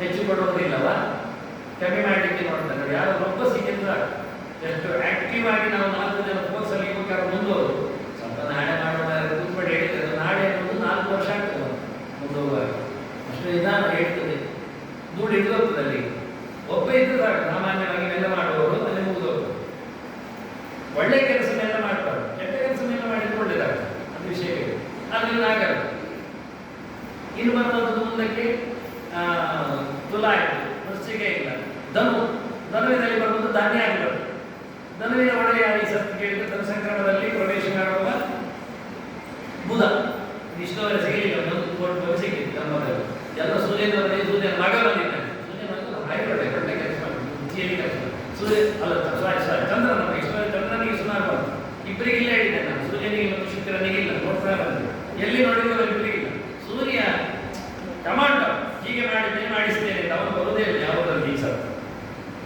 ಈಗ ಸೂರ್ಯ ಅಲ್ಲ ಚಂದ್ರ ಹೆಚ್ಚು ಕಡೆ ಬಂದ ಚಂದ್ರನ ಮಗ ಬುಧ ಬಂದಿದ್ದಾನೆ ಬುಧ ಯಾವುದಕ್ಕೆ ಬಂದ ಧಾನ್ಯಕ್ಕೆ ಬಂದ ಧಾನ್ಯೇಶ್ವರ ಹಾಗಾಗಿ ಮಾರಾಟ ವ್ಯವಹಾರ ಯುಗದಲ್ಲಿ ಪ್ರಾಡಕ್ಟ್ ಆಗಿ ಒಳ್ಳೆ ಲೆಕ್ಕಾಚಾರ ಈ ಸರ್ತಿ ಮೋಸಗೀಸೆಲ್ಲ ಆಗೋದಿಲ್ಲ 2 ಅಕೌಂಟ್ ಎಲ್ಲ ಇಲ್ಲ ಕಪ್ಪಣೆ ಎಲ್ಲ ನಡೆಯುವುದಿಲ್ಲ ಒಳ್ಳೆ ಟ್ಯಾಕ್ಸ್ ಒಳ್ಳೆ ವ್ಯವಸ್ಥೆ ಟ್ಯಾಕ್ಸೇಷನ್ಸ್ ಮಾರ್ಕೆಟಿಂಗ್ ಬಿಸ್ನೆಸ್ ಕಾಸ್ಟಿಂಗ್ ಆಡಿಟಿಂಗ್ ಎಲ್ಲ ನಾನೇ ಸ್ಕೂಲ್ ಆಗಿ ನೋಡಿ ನನಗೆ ಇವತ್ತು 7 ಸುಳ್ಳ ನಾನೇನು ಪ್ರಿಡಿಕ್ಟರ್ ಅಲ್ಲ ಬಟ್ ಇದು ಇಂಡಿಕೇಟ್ಸ್ ನಮಗೆ ಹೇಗಿರ್ತದೆ ಈ ವರ್ಷದ ವ್ಯವಸ್ಥೆಗಳು ಅಂತ ಬುಧ ಬರಲಿಕ್ಕೆ ಹೋಗಿ ಲೆಕ್ಕಾಚಾರಗಳು ನನಗೆ ಚುರುಕಾಗ್ತಾರೆ ಎಲ್ಲಿ ಹೋಗಿ ಒಂದು ಕಡೆ ಇಂಜೆಕ್ಷನ್ ಬೀಳ್ತದೆ ಅಂತ ಅರ್ಥ ಸರಿಯಾಗಲಿಕ್ಕೆ ಮಂತ್ರಿಯೋ ರಾಜನೋ ಗುರು ರಾಜ ಜೋಗಿದ್ದಾರೆ ರಾಜನೋ ಸರಿಯಾಗಿ ಲೆಕ್ಕವನ್ನು ಪಡಿ ಅಂತಾರೆ ಒಂದ್ಸತಿ ಲೆಕ್ಕ ಸರಿ ಪಡಿ ಅಂದ್ರೆ ಎಲ್ಲ ಲೆಕ್ಕ ಮೊದಲ ಲೆಕ್ಕ ಶುರುವಾಗಿದ್ದಾರೆ ಸರಿಯಾಗಿ ಧಾನ್ಯಾಧಿಪತಿ ಆದರೆ ಅಲ್ಲಿಗೆ ಸುಮಾರಾಗಿ ಆಯ್ತು ಮಕರ ನೇರ ಸಾಧಿಪತಿ ಮಕರಕ್ಕೆ ಬಂದಾಗ ಬಂದ ಬಗುರ್ಬೇಕು ನೀರಸವನ್ನು ಮಾಡಲಿಕ್ಕೆ ಬಿಡುವುದಿಲ್ಲ ಹೇಳಿ ರಾಜರ ಕೈಯಲ್ಲಿ ಬಂದದ್ರಿಂದ ಬ್ಯಾಲೆನ್ಸಿಗಾಗಿ ಚಂದ ಮಾಡ್ತಾರೆ ಆ ಪೋರ್ಟ್ಫೋಲಿಯೋ ಕೊಟ್ಟರು ಏನಿಲ್ಲದೆ ಆದದ್ದನ್ನು ಏನಾದರೂ ಮಾಡಿ ಮರುಭೂಮಿ ಕೊಟ್ಟಿದ್ದಾರಂತೆ ಒಳ್ಳೆಯವನಿಗೆ ಎಂತನ್ನು ಮಾಡಿದ್ರೆ ಅಂತ ಮಾಡೋದು ಮಣ್ಣನೆ ಬೆಳೆಸಲಿಕ್ಕೆ ಬರುತ್ತೆ ಆದರೂ ಎಲ್ಲಿಯಾದರೂ ನೀರು ತಂದು ಇದ್ದದ್ರಲ್ಲಿ ಯಾವ ಒಂದು ಅಷ್ಟು ಮಾಡಿ ಯಾರಿಗೆಲ್ಲ ಏನಾದರೂ ದಾರಿ ಉಂಟು ತೋರಿಸ್ಲಿಕ್ಕಾದ್ರೂ ಒಂದು ಮರ ದಾರಿ ಬಂದಾದ್ರೂ ಮರ ಹಾಕಿ ಸರಿ ಮಾಡಿ ಅಂತಾಗಿ ಬಲಾತ್ಕಾರದಲ್ಲಿ ಕೆಲಸ ಮಾಡುವ ರಾಜ ಒಳ್ಳೆಯವ ಸಿಗ್ಲಿಕ್ಕೆ ಹೋಗಿ ಅವನಿಗೆ ಬೇಡದಿದ್ದ ಖಾತೆ ಕೊಟ್ಟರು ಅದನ್ನು ಉಳಿಸಿ ಬೆಳೆಸುವ ಕೆಲಸ ಮಾಡುವಲ್ಲಿ ನಮ್ಮ ರಾಜ ಅವನೇ ಆಗಲಿಲ್ಲ ಇದು ಸೆಂಟ್ರಲ್ ಆಧಿಪತ್ಯ ಇದ್ದಾಗ ಒಂದು ದೃಷ್ಟಿಯಿಂದ ರಾಜನೇ ಬೇಡದಿದ್ದ ಖಾತೆಯನ್ನು ನೀರಪ್ಪವನ್ನು ಸಹ ಅವನು ವಹಿಸಿಕೊಂಡಿದ್ದಾನೆ ಅಲ್ಲಿ ಒಳ್ಳೆ ರೀತಿಯಿಂದ ಚಿಗುರು ಬರುವಂತೆ ಮಾಡ್ತಾನೆ ಅಂತ ಹೇಳಲಿಕ್ಕೆ ಬರುತ್ತದೆ ಇನ್ನು ನಾನು ಹೇಳಿದ್ದು ಗುರು ಚೇಂಜ್ ಆಗುವ ದಿನ ವಾಸ್ತವವಾಗಿ ಗುರು ಯಾವಾಗ ಕರ್ನಾಟಕದಲ್ಲಿದ್ದವ ಸಿಂಹಕ್ಕೆ ಬರ್ತಾನ ಕರ್ನಾಟಕದಲ್ಲಿದ್ದರೆ ಬಹಳ ಚಂದ ನೀರಿನ ಜಾಗ ಈಗ ಇರೋದು ಒಳ್ಳೆ ಪ್ಲೇಸ್ ಅಲ್ಲಿ ಇದ್ದಾನೆ ರಾಜನಾಗಿದ್ದಾನೆ ನಾನು ರಾಜ ಅವನನ್ನು ಹೇಳಿದ್ದೆ ಒಳ್ಳೆದಾಗಿದೆ ಅಂತ ಹೇಳಿ ಈಗ ಏನ್ ಮಾಡ್ತಾರೆ ನಾನು ಸ್ವಲ್ಪ ಆಚೆ ಹೋಗಿ ಕೂತ್ಕೊಳ್ತಾನೆ ಸೂರ್ಯನ ಮನೆಗೆ ಹೋಗ್ತಾನೆ ಚಂದ್ರನ ಮನೆಯಲ್ಲಿದ್ದಾನೆ ತಂಪಾಗಿದ್ದಾನೆ ಇನ್ನು ಗುರುವೇ ಸೂರ್ಯನ ಮನೆ ಹೋಗ್ತಾನೆ ಬೆಚ್ಚಾಗ್ತದೆ ಅದನ್ನ ಅರ್ಧ ವರ್ಷದ ನಂತರ ಹೇಮಂತ ಋತುವಿನ ನಂತರ ಸುಮಾರಾಗಿ ಮಾರ್ಗಶಿರ ಮಾಸ ಡಿಸೆಂಬರ್ ಪಕ್ಕದಲ್ಲಿ ಅಲ್ಲಿಂದ ಮುಂದಿನ ಒಂದು 2-3 ತಿಂಗಳಲ್ಲಿ ಸ್ವಲ್ಪ ರಾಜ ಆಚೆ ಮನೆಗೆ ಹೋಗೋದ್ರಿಂದ ಇದ್ದ ಸಿಚುವೇಶನ್ಸ್ಗಳಲ್ಲಿ ತಂಪಿನ ವಾತಾವರಣ ಇಲ್ಲ ಸ್ವಲ್ಪ ಬಿಸಿ ಕೂಡ್ತದೆ ವಾಸ್ತವವಾಗಿ ಒಳ್ಳೆ ರಾಜನಾಗಿದ್ದು ಅವನ ಹಿತೈಷಿಗಳು ಸುತ್ತಮುತ್ತಲಿನವರಿಗೆ ಫೋರ್ಸ್ ಹಾಕಿ ಒಳ್ಳೆ ಕೆಲಸ ಮಾಡಲಿಕ್ಕೆ ಬಿಡುವುದಿಲ್ಲ ಇನ್ನು ಚೇಂಜ್ ಆಗುವುದಿದ್ರೆ ರಾಹು ಕೇತುಗಳು ಚೇಂಜ್ ಆಗ್ತಾರೆ ಛಾಯಾಗ್ರಹ ಇವರು ಸ್ವಲ್ಪ ಇನ್ಸೆನ್ಸ್ಗಳಿಗೆ ಬಾಳೆ ಮೊನ್ನೆ ಕೊರೋನಾ ಬರುವ ಮುಂಚೆ ನಾನು ಹೇಳಿದ್ದೆ ಇಂಥ ಹೊತ್ತಿನಲ್ಲಿ ನಮ್ಮನೆ ಪೀರಿಯಡ್ಸ್ ಬರಲಿಕ್ಕೆ ಹೋಗಿ ರಾಹು ಕೇತುಗಳು ಗುರುವಿನನ್ನು ಯಾವಾಗ ಬೀಳಿಸ್ತಾರೆ ಆವತ್ತು ನಮ್ಮ ದೇಶದ ಜನ ಹೆಚ್ಚು ಕಡಿಮೆ ಆಗ್ತಾರೆ ಅಂತ ಹಾಗಾಗಿ ಕೊರೋನಾ ಬರುವ ಮುಂಚೆನೇ ನಾನು ತೋರಿಸ್ಬಿಟ್ಟಿದ್ದೆ ಇನ್ನು ಹೀಗೆ ಆಗ್ತದೆ ಅದು ಇಷ್ಟು ಭಯಾನಕವಾಗಿ ಆಗ್ತದೆ ನಮ್ಗೆ ಗೊತ್ತಿರಲಿಲ್ಲ ಆದ್ರೆ ನಾನೊಬ್ಬರೇ ರಸ್ತೆಯಲ್ಲಿ ಹೋಗ್ತಾ ಇದ್ದೆ ನನಗೊಂದು ಆಶ್ಚರ್ಯ ಆಗ್ತಿದ್ದ ನೋಡಿ ನನಗೊಂದು ಪರವಾಗಿತ್ತು ಪದ್ಮಾಶ್ರಮ ಪರ್ಯಾಯ ಇತ್ತು ರಾಜಾಂಗಣದಲ್ಲಿ ಕಿಕ್ಕಿರಿದಿತ್ತು ಏನು ಟ್ಯಾಕ್ಸಿಗಳು ಜನರಲ್ಲ ಎಲ್ಲರಲ್ಲೊಂದು ನನ್ನ ತೋರಿದ್ರು ಅಷ್ಟೇ ಸ್ವಾಮಿಗಳು ಬರ್ತಿದ್ದು ಕೆಲವೊಮ್ಮೆ ಯಾವತ್ತು ಬರ್ತಿದ್ರು ಹಾಗಾಗಿ ಪ್ರವಚನಕ್ಕೆ ನಾನು ಬಂದು ಹೋಗ್ತಿದ್ದೆ ಒಬ್ಬರೂ ಇಲ್ಲ ದಾರಿಯಲ್ಲಿ ನೋಡ್ಲಿಕ್ಕಿಲ್ಲ ಮನುಷ್ಯರನ್ನ ನೇಮಿಸು ನೋಡ್ಲಿಕ್ಕಿಲ್ಲ ಆಶ್ಚರ್ಯ ಅನಿಸ್ತಾ ಇತ್ತು ಅಷ್ಟು ದಿನಗಳಲ್ಲಿ ಅದು ಯೂಟ್ಯೂಬ್ ಇರೋದ್ರಿಂದ ಎಲ್ಲ ಜನರಿಗೆ ಅದನ್ನು ಹಂಚಲಿಕ್ಕೆ ಕೊಡ್ಲಿಕ್ಕೆ ಅದೊಂದು ದೊಡ್ಡ ವಿಷಯ ದೊಡ್ಡ ಕೆಲಸ ಆಗಿದೆ ಅದು ರಾಹು ಕೇತುಗಳ ಚಲನ ಇಲ್ಲಾಗಿದೆ ಒಂದು ದೊಡ್ಡ ಮಹತ್ವ ಇದೆ ಈಗ ಈ ಸರ್ತಿ ರಾಹು ಮನೆ ಚೇಂಜ್ ಮಾಡ್ತಾನೆ ಇಷ್ಟರವರೆಗೆ ಇದ್ದ ಮನೆ ಅವನು ವಾಪಸ್ ತೆಗೆದು ಇದ್ದ ಮನೆ ಕುಂಭ ಅಲ್ಲಿಂದ ಮಕರಕ್ಕೆ ಜಿಗಿತಾನೆ ಇವ ರಾಹು ಮಕರಕ್ಕೆ ಹೀಗಿದ್ರೆ 7ರ ಸ್ಥಾನದಲ್ಲಿ ಕೇತು ಕರ್ಕಾಟಕಕ್ಕೆ ಹೀಗ್ತಾರೆ. ಇಬ್ಬರು ಒಂದೇ ರೀತಿಯಲ್ಲಿ ನೀರಿನ ಜಾಗದಲ್ಲಿ ಇದ್ದಾರೆ, ಗಲೀಜು ಮಾಡಲಿಕ್ಕಿದ್ದಾರೆ. ಅದರಿಂದ ರಾಹು ಮತ್ತು ಕೇತುಗಳು ಇಬ್ಬರು ಸಹ ಈ ಸರ್ತಿ ಮಕರ ಮತ್ತು ಕರ್ಕಾಟಕದ ನೀರಿಗೆ ಹೋಗಿ ಗಲೀಜು ಮಾಡ್ತಾರೆ, ಗಾಡಿ ಎಬ್ಬಿಸ್ತಾರೆ, ನೀರಿದೆ ಕುಡಿಲಿಕ್ಕಾಗದಂತೆ ಮಾಡ್ತಾರೆ. ಇದರಿಂದಾಗಿ ವಾಟರ್ ಇನ್ಫೆಕ್ಷನ್ ಬರ್ತದೆ, ಕ್ರಿಮಿಕೀಟಗಳ ಬಾಧೆ ಬರ್ತದೆ, ಇನ್ಸೆಕ್ಟ್ಸ್ಗಳು ಜಾಸ್ತಿ ಆಗ್ತವೆ, ಹಾವಿನ ಉಪದ್ರವಗಳು ಹೆಚ್ಚಾಗ್ತವೆ, ವಿಷದ ಕಂತೆಗಳು ಮೇಲಕ್ಕೆ ಬರ್ತವೆ. ಯಾವತ್ತಿಂದ ಪೀರಿಯಡ್ ಚೇಂಜ್ ಹೇಳಿದ್ರೆ ಸರಿ, ಶರದೃತು ಬರುವ ಮುಂಚೆ, ನವರಾತ್ರಿ ಬರುವ ಮುಂಚೆ, ನವರಾತ್ರಿಯಲ್ಲಿ ನವರಾತ್ರಿ ಅರ್ಧ ಮುಗಿದ ನಂತರ ಹಬ್ಬಕ್ಕೆ ಬೆಟ್ಟು ಶುರು ಆಗ್ತದೆ. ಆಗ ನಮಗೆ ನೀರು ಬೇಕಾಗ್ತದೆ, ಕಮ್ಮಿ ಆಗ್ತದೆ, ಆಗ ನೀಲಿಕ್ಕಿರ್ತದೆ. ಆ ಪೀರಿಯಡ್ನಲ್ಲಿ ರಾಹು ಕೇತುಗಳು ತಮ್ಮ ಮನೆಯನ್ನು ಬದಲಾಯಿಸಲು ಮುಂದುವರೆದು ಈಚೆ ಬರ್ತಾರೆ, ಹಿಂದೆ ತಿರುಗಿ ಬರ್ತಾರೆ. ಅವರು ಎಲ್ಲಿ ಆಗ್ತದೆ ಹೇಳಿದ್ರೆ, ಕೇತು ಹೋಗಿ ಗುರುವನ್ನು ಕಬಳಿಸ್ತಾರೆ, ಗುರು ಈಚೆ ಬರ್ತಾನೆ, ಕೇತು ಆಚೆ ಹೋಗ್ತಾರೆ. ಕರ್ಕಾಟಕಕ್ಕೆ ಕೇತು ಹೋಗ್ತಾನೆ, ಗುರು ಸಿಂಹಕ್ಕೆ ಬರ್ತಾರೆ. ಅವರಿಬ್ಬರು ಆಚೆ ಹೋಗಿಬಿಡ್ತಾರೆ. ಇಲ್ಲ ನಮ್ಮ ತಾಗ್ತಾನೆ ಹೇಳಿಕೊಂಡು ಮುಟ್ತಾನೆ ಹೇಳಿಕೊಂಡು ಎಲ್ಲ ಮಡಿವಂತರೇ ಇರೋದು. ಗುರುಗಳಂತೂ ಬ್ರಾಹ್ಮಣರು ತುಂಬ ಮಡಿಯವರು, ಒಬ್ಬರನ್ನು ಮುಟ್ಟಿಸಿಕೊಳ್ಳದೇ ಇರುವುದಿಲ್ಲ. ಮುಟ್ಟಿಸಿಕೊಳ್ಳದೇ ಇರುವುದರಿಂದ ಅವರು ದೊಡ್ಡದಾಗಬಾರದು ವಾಸ್ತವವಾಗಿ. ಇಲ್ಲ ಯಾವುದೋ ಸಂಕ್ರಾಂತಿ ದೋಷದಿಂದ ಅವರು ಹಾಳಾಗಿ ಹೋಗ್ತಾರೆ, ಸಾಂಕ್ರಾಮಿಕ ದೋಷಕ್ಕೆ ಕಾರಣರಾಗ್ತಾರೆ. ಅದು ಆಗಬಾರ್ದು ಅವರ ಕ್ರಮ ಅಂತ ಅದ್ಭುತವಾದ. ಮುಂದೆ ಕೊರೋನಾದಲ್ಲಿ ಹಾಗೆ ಆಗುತ್ತಲ್ಲ, ದೂರದಲ್ಲಿ ಡಿಸ್ಟೆನ್ಸ್ ಮೇಂಟೈನ್ ಮಾಡಿ ನಾಲ್ಕುಗಳೆಲ್ಲ ಮಾಡಿದ್ರಲ್ಲ, ಮಡಿಯಲ್ಲಿ ಮತ್ತೆ ಬಂದಾಗ ಕೈ ಮುಟ್ಟಬೇಡಿ, ಕಾಲು ಮುಟ್ಟಬೇಡಿ, ಎಲ್ಲ ದೂರದಲ್ಲಿ ನಮಸ್ಕಾರ ಮಾಡಿ ಅದನ್ನು ತೋರಿಸಲಿಕ್ಕೆ ಬರ್ತದೆ. ಇನ್ನು ಚೇಂಜ್ ಆಗದಿರುವ ಶನಿ, ಅವ ಇದ್ದಲ್ಲೇ ಇದ್ದಾನೆ ಇಡೀ ವರ್ಷ, ಅವನು 2.5 ವರ್ಷಕ್ಕೊಮ್ಮೆ ಚೇಂಜ್ ಮಾಡೋದು. ಸೊ ಅವ ಎಲ್ಲಿದ್ದಾನೆ? ಮೀನದಲ್ಲಿದ್ದಾನೆ. ಮೀನದಲ್ಲಿದ್ದಾನೆ ಅಂದರೆ ಅವನು ಕಮ್ಮಿ ನೀರಿನಲ್ಲಿದ್ದಾನೆ ಅಂತ ಅರ್ಥ. ನೀರಿಗೆ ಎಷ್ಟು ಬೇಕು? ನೀರು ಅಷ್ಟು ಸಾಕು ಅಂತ. ಬೇಕಾದಷ್ಟು ಧಾರಾಳವಾಗಿ ನೀರು ಖರ್ಚು ಮಾಡಲಿಕ್ಕೆ ಬಿಡುವುದಿಲ್ಲ. ಮೆಲ್ಲ ಕೊಡ್ತಾನೆ, ನಡಿ ತಿರುಗಿಸ್ತದೆ, ಮೂರ ತಿರುಗಿಸಿದ್ರೆ ಮೆಲ್ಲ ಚೂರು ನೀರು ಬರ್ತದೆ. ಹಾಗೆ ಕಾರಣ ಎಲ್ಲ ಸಿಸ್ಟಮ್ ಇದೆ, ನೀರು ಮಾತ್ರ ಅಂತಲ್ಲ, ಬದುಕೇ ಹಾಗೆ ನಿಧಾನ ಕೊಡ್ತದೆ. ಫಾಸ್ಟ್ ಓಡುವುದಿಲ್ಲ, ಬೇಕಾದರೂ ಸಿಗುವುದಿಲ್ಲ, ಸಫಿಷಿಯಂಟ್ ಆಗಿ ಸಿಗುವುದಿಲ್ಲ. ಬಟ್ ಇಟ್ ಗೋಸ್ ಆನ್, ಅಷ್ಟು ಚಲ್ತಾರೆ, ನಾಟ್ ರನ್ನಿಂಗ್. ಇಂಗ್ಲೀಷಲ್ಲಿ ಹೇಳಿಕ್ಕೆ ಹೋಗೋದಿಲ್ಲ, ಹಿಂದಿಯಲ್ಲಿ ಹೇಳಿಕ್ಕೆ ಬರ್ತದೆ, ನಡೀತಾರೆ ಅಷ್ಟೇ, ಓಡುವುದಿಲ್ಲ. ಈ ರೀತಿಯಾದ ಪಂಚಾಂಗದ ಈ ವರ್ಷದ ಕೆಲವು ಮಾತುಗಳನ್ನು, ಮಾಹಿತಿಗಳನ್ನು ಕೊಟ್ಟಿದ್ದೇವೆ. ಇನ್ನೊಂದು ಹೇಳಲೇಬೇಕಾದ ಸಂಗತಿ, ಓದಲೇಬೇಕಾದ್ದು ಲಾಸ್ಟ್ ಒನ್ ಓದಿ ಮುಗಿಸ್ತೇನೆ, ತಿಳಿಸಿಬಿಡ್ತೇನೆ. ಹಾಗೆ ಎಲ್ಲರೂ ಕೇಳುವಂಥದ್ದು ಬೇಕೇ ಬೇಕು. ಅದು ಇದರಲ್ಲಿ ಹೇಗೆ ಬರ್ತಿದ್ದಾರೆ ಎನ್ನುವುದರ ಮೇಲೆ ಡಿಪೆಂಡ್ಸ್. ಮತ್ತು ಇದು ಸತ್ಯವಾದ ಗ್ಯಾರಂಟಿಯ ಹಾಗೆಲ್ಲ ನನಗೆ ಬೇಡಬೇಕು. ಇದು ಯಾರು ತಯಾರು ಮಾಡಿದ್ದಾರೆ ಅವರ ಮೇಲೆ ನಿಂತಿದೆ. ಹಾಗಾಗಿ ಯಾರಿಗಾದ್ರೂ ಸ್ವಲ್ಪ ಹೆಚ್ಚು ಲಾಭ ಆದರೆ ₹1 ನನಗೆ ಕೊಡೋದು ಬೇಡ, ನಷ್ಟ ಆದರೆ ನನ್ನ ಕೇಳೋದು ಬೇಡ. ಅದಕ್ಕೆ ಮೊದಲು ಬೇಡಿಗೆ ಹೇಳಿದ್ದು ಇಷ್ಟೇ ಹೇಳಿದ್ದಲ್ಲ. ಭಟ್ರ ಮಾರದು ಇಡ್ಲಿ ಕಮ್ಮಿ, ಭಟ್ರ ಮಾರದೆ ಆಯೇ ಮತ್ತು ಬಂಟು ಹೋಯ್ತು ಸೀತ, ನನಗೆ ಮಾತ್ರ ಕಮ್ಮಿ ಬನ್ನಿ, ಅಗಲೇ ಒಂದು ಜಾಸ್ತಿ ಹೋದಲ್ಲಿ ರಾಗೆಲ್ಲ ಇಲ್ಲ. ಇದೆಲ್ಲ ಅಂದರೆ ಅವರು ಓದಿಸ್ತಾ ಇದ್ರು, ನಾವು ಓದಿಸ್ತಾ ಇರಲಿಲ್ಲ. 3 ಪ್ರಕಾರದಲ್ಲಿ ಬರೆದಿದ್ದಾರೆ. ನಿಮಗೆ ಅದರ ಬಗ್ಗೆ ಕೆಲವೆಲ್ಲ ಮಾಹಿತಿ ಕೊಡ್ತೇನೆ. ಮತ್ತೆ ನಷ್ಟ ಅದು ಈ ಕಿಸೆಯಿಂದ ಆ ಕಿಸೆ ಹೋಗಿ ಲಾಭ ಆ ಕಿಸೆ ಈ ಕಿಸೆ ಬಂದು ಅಂದರೆ ಹೆದರುವುದೆಲ್ಲ ಬೇಡ. ಹೆಂಡತಿಗೆ ಉಳಿದು ನಮಗೆ ಉಳಿದಾಗಿ ಅಲ್ವಾ, ಮಕ್ಕಳು ತಿಂದು ನಮ್ಮವರೆಲ್ಲ ಅಂತ ಪರವಾಗಿಲ್ಲ, ಅಷ್ಟು ಅಂತ ಹೇಳಿಕೊಳ್ಳೋದು. ಆದ್ದರಿಂದ ಎಲ್ಲ ಯಾವುದು ಸ್ವಾಭಿಮಾನಿಗಳಾದ್ರಿಂದ ಮಕ್ಕಳ ಹತ್ರ ಯಾರು ಬೀಳುವುದಿಲ್ಲ, ಅದು ಗ್ಯಾರಂಟಿ. ಒಟ್ಟದ್ದು ಗೊತ್ತೋಯ್ತು, ರಸ್ತೆಗೆ ಹಾಕಿದ್ದು ಮಕ್ಕಳಿಗೆ ಆಗೋದು ಮತ್ತೆ ಹಿಂದೆ ತೆಗೆಯಲಿಕ್ಕೆ ಬರೋದಿಲ್ಲ ಅನ್ನೋದು ಗಾದೆ ಇವತ್ತಿನ ನೀನದ್ದಲ್ಲ ಇವತ್ತಿರೋದು ಗಾದೆ. ಹಾಗೆ ಆದ್ದರಿಂದ ಎಲ್ಲರೂ ಒಂದು ತಿಳ್ಕೊಂಡ್ರೆ ಮನೆಗೆ ದಾನ ಮಾಡಿದ್ದು ನಮಗೆ ನಾಳೆ ಬರ್ತದೆ ಹೇಳಿದ್ರು ನಾವು ಸಂತೋಷ ಪಡಬಾರ್ದು. ಹಾಳಾಗಿ ಸಾಯೋದಕ್ಕಿಂತ ದಾನವಾಗಿ ಕೊಡಬಾರ್ದು. ತಿಂದು ಹಾಳಾಗಿ ಹೋಗೋದಕ್ಕೆ ನೀನಾದರೂ ತಿಂದು ನೋಡ್ಕೊಂಡು ನಮಗೆ ಶುಗರ್ ಉಂಟು, ತಿನ್ನುವುದಿಲ್ಲ. ಯಾರ್ಯಾರು ಸಿಟ್ಟು ತಿನ್ನೋದು ಕೊಟ್ಟರು ತಿಂದು ನೋಡಿ, ಅದು ಖುಷಿ ಪಡೋದು ನಾನು, ಅದು ಸಂತೋಷ, ಅದು ಪರೀಕ್ಷೆ. ನಮಗೆ ತಿನ್ನಲಿಕ್ಕೆ ಆಗದಿಲ್ಲ, ಇನ್ನೊಬ್ಬ ತಿಂದಾಗ ಆಗ ಖುಷಿಯಲ್ಲಿ ಕಟ್ಟಿ ತಿನ್ನುವಾಗ ನಮಗೊಂದು ಆನಂದ ಆಗ್ತದಲ್ಲ, ಅದು ಮಧುರಾದ ತಿಳ್ಕೊಳ್ಳಿ, ಸಿಹಿಯಿಂದ ತಿಳ್ಕೊಳ್ಳೋದು. ನಮಗೆ ಅಷ್ಟು ವೈಡ್ ಆಗೋಣ, ವಿಶಾಲವಂತರಾಗಲ್ಲ, ಹೃದಯ ದೊಡ್ಡದಾಗಿಲ್ಲ. ಯಾರಾದರೂ ಅನುಭವಿಸ್ತೇವೆ ಅನ್ನುವಾಗ ಖುಷಿ ಪಟ್ಟು ಒಳ್ಳೆಯವನಾಗಿದೆ. ಕೆಟ್ಟವನ ಬಗ್ಗೆ ನಾವು ಹೇಳುವುದಿಲ್ಲ, ಕೆಟ್ಟವನ ಅನುಭವಿಸಿ ನಮಗೆ ಕಲ್ವಡಿತ, ನಾವು ಸ್ವೀಟ್ ಕೊಡೋದು ಯುಗಾದಿ ಅಂತೇಳಿ ಅವ್ನು ಹಾಕಿರೋದು ದೊಡ್ಡ ಕಲ್ಲನ್ನು ಮಂಡೆ ಹಾಕೋದು ನಾವು ಪಡೋದು. ಅದು ಬೇಡ, ಅಂದವೇ ಕೊಡಬೇಕು. ಅದು ನಾನು ಒಪ್ಪಿಗೆ ಕೊಡುವುದಿಲ್ಲ. ಯಾರು ದ್ವೇಷಿಸ್ತಾರೆ ಅವ್ರು ಇನ್ನೊಂದು ಕೆಂಡು ತೋರಿಸುವ ಮಟ್ಟಿನಲ್ಲಿ ನಾನು ಹೇಳಿಲ್ಲ ಅಂತ ಕೂಡಿಸು ನನಗೆ ಭಾಷೆ ಇಲ್ಲ, ಕೊಡುವುದಿಲ್ಲ. ಆದ್ದರಿಂದ ನಾವು ಅಂದವರಿಗೆ ಕೊಡುವುದೇ ಬೇಡ ಅಂತ ಮಾಡುವ. ಆದ್ದರಿಂದ ಈ ಆಯುರ್ವೇದದಲ್ಲಿ 2-3 ಪ್ರಕಾರ ಇದೆ. ಮೊದಲಿಗೆ ರಾಶಿಯನ್ನು ಓದ್ತೇನೆ, ಇದು ಒಟ್ಟು ರಾಶಿ. ಎಷ್ಟೋ ಜನರ ರಾಶಿಗಳು ಎಷ್ಟೋ ನಕ್ಷತ್ರಗಳಲ್ಲಿ ಇರುವುದರಿಂದ ರಾಶಿಯಲ್ಲಿ ಹೇಳಿದ್ದು ಒಟ್ಟು ರಾಶಿ ಹೇಳಿದ್ದು ಅಂತ ತಿಳ್ಕೊಳ್ಳಿ, ಅಷ್ಟು ಅರ್ಥ ಮಾಡಿಕೊಳ್ಳಿ, ಪರವಾಗಿಲ್ಲ. ಮೇಷ ರಾಶಿ ನನಗೆ ಬೇಬೇಡಿ ಮತ್ತೆ ಇದ್ರೆ ಯಾರಾದರೂ 2 ಆಯ ಮತ್ತೆ 14 ಬೇಗ ಅಲ್ಲ. ಈಗ ಇದ್ರೆ ಏನು ಗೊತ್ತುಂಟ ಗಮ್ಮತ್ತು, ನಾನು ಹೇಳ್ತೇನೆ. 14 ವ್ಯಯ ಆದರೆ ಖರ್ಚು ಎಲ್ಲಿಂದ ಮಾಡಿದ ಮಗ?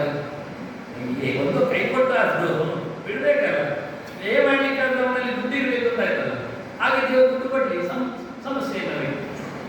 ಇನ್ನೊಂದು ವೃಷಭ ರಾಶಿಯವರಿಗೆ 11 ಆಯ, ಇವತ್ತು ಕಂಜೂಸಿ 5 ವ್ಯಯ. ಹಾಗಾದ್ರೆ ಯಾರು ವೃಷಭ ರಾಶಿದವರು ಮನೆಗೆ ಹೋಗಿ ಕೂತ್ಕೊಳ್ಳಿ, ಸ್ವಲ್ಪ ಕಮ್ಮಿ ಖರ್ಚು ಆಗ್ತದೆ. ಹೀಗೆ ನಮ್ಮ ಕಾಂಪ್ರಮೈಸ್ ಮಾಡಿಕೊಂಡ್ರೆ ಲಾಭ ಆಗುದಿಲ್ಲ. ಒಂದು ಮನೆಯಲ್ಲಿ 3-4 ರಾಶಿಗಳು ಬರಬೇಕು, ಇಂಥದ್ದು ಇರಬೇಕು. ಆಗ ಒಬ್ಬರಿಗೆ ನಷ್ಟ ಅನ್ನೋದು ಇನ್ನೊಬ್ಬರಿಲ್ಲ. ಒಟ್ಟು ಲೆಕ್ಕ ಹಾಕಿ ತೆಗೆದಾಗ ಸಮ ಆಗ್ತದೆ, ಸಮಸ್ಯೆ ಇಲ್ಲ ಆಗ್ತದೆ. ಇದು ಮನೆಯಲ್ಲಿ ಮಕ್ಕಳು ಕಮ್ಮಿ ಇರ್ಲಿಕ್ಕೆ ಹೋಗಿ ನಮ್ಗೆ ಜಾಸ್ತಿ ಖರ್ಚಾಗುತ್ತೆ. ಜಾಸ್ತಿ ಮಕ್ಕಳಿದೆ, ಬೇರೆ ಬೇರೆ ರಾಶಿಗಳಾದ್ರೆ ವಿಪರೀತ ನಕ್ಷತ್ರಗಳಾದ್ರೆ ಭಾರಿ ಖುಷಿ. ಒಂದಕ್ಕೊಂದು ಹೊಡೆದಾಡಿಕೊಂಡು ಒಂದೊಂದು ಸಮಾನಾಗಿ ಒಂದಕ್ಕೊಂದು ಸರಿಯಾಗಿ ಬ್ಯಾಲೆನ್ಸ್ 0 ಆಗ್ತದೆ ಕೆಲವೊಮ್ಮೆ, ಇಲ್ಲಂದ್ರೆ 100% ಇರ್ತದೆ. ಎಲ್ಲ ಒಂದಾಗ್ತದೆ. 3ನೇ ರಾಶಿ ಮಿಥುನ ರಾಶಿಯವರಿಗೆ 2 ಆಯ 5 ವ್ಯಯ. ಕರ್ಕಾಟಕ ರಾಶಿಯವರಿಗೆ 11 ಆಯ 14 ವ್ಯಯ.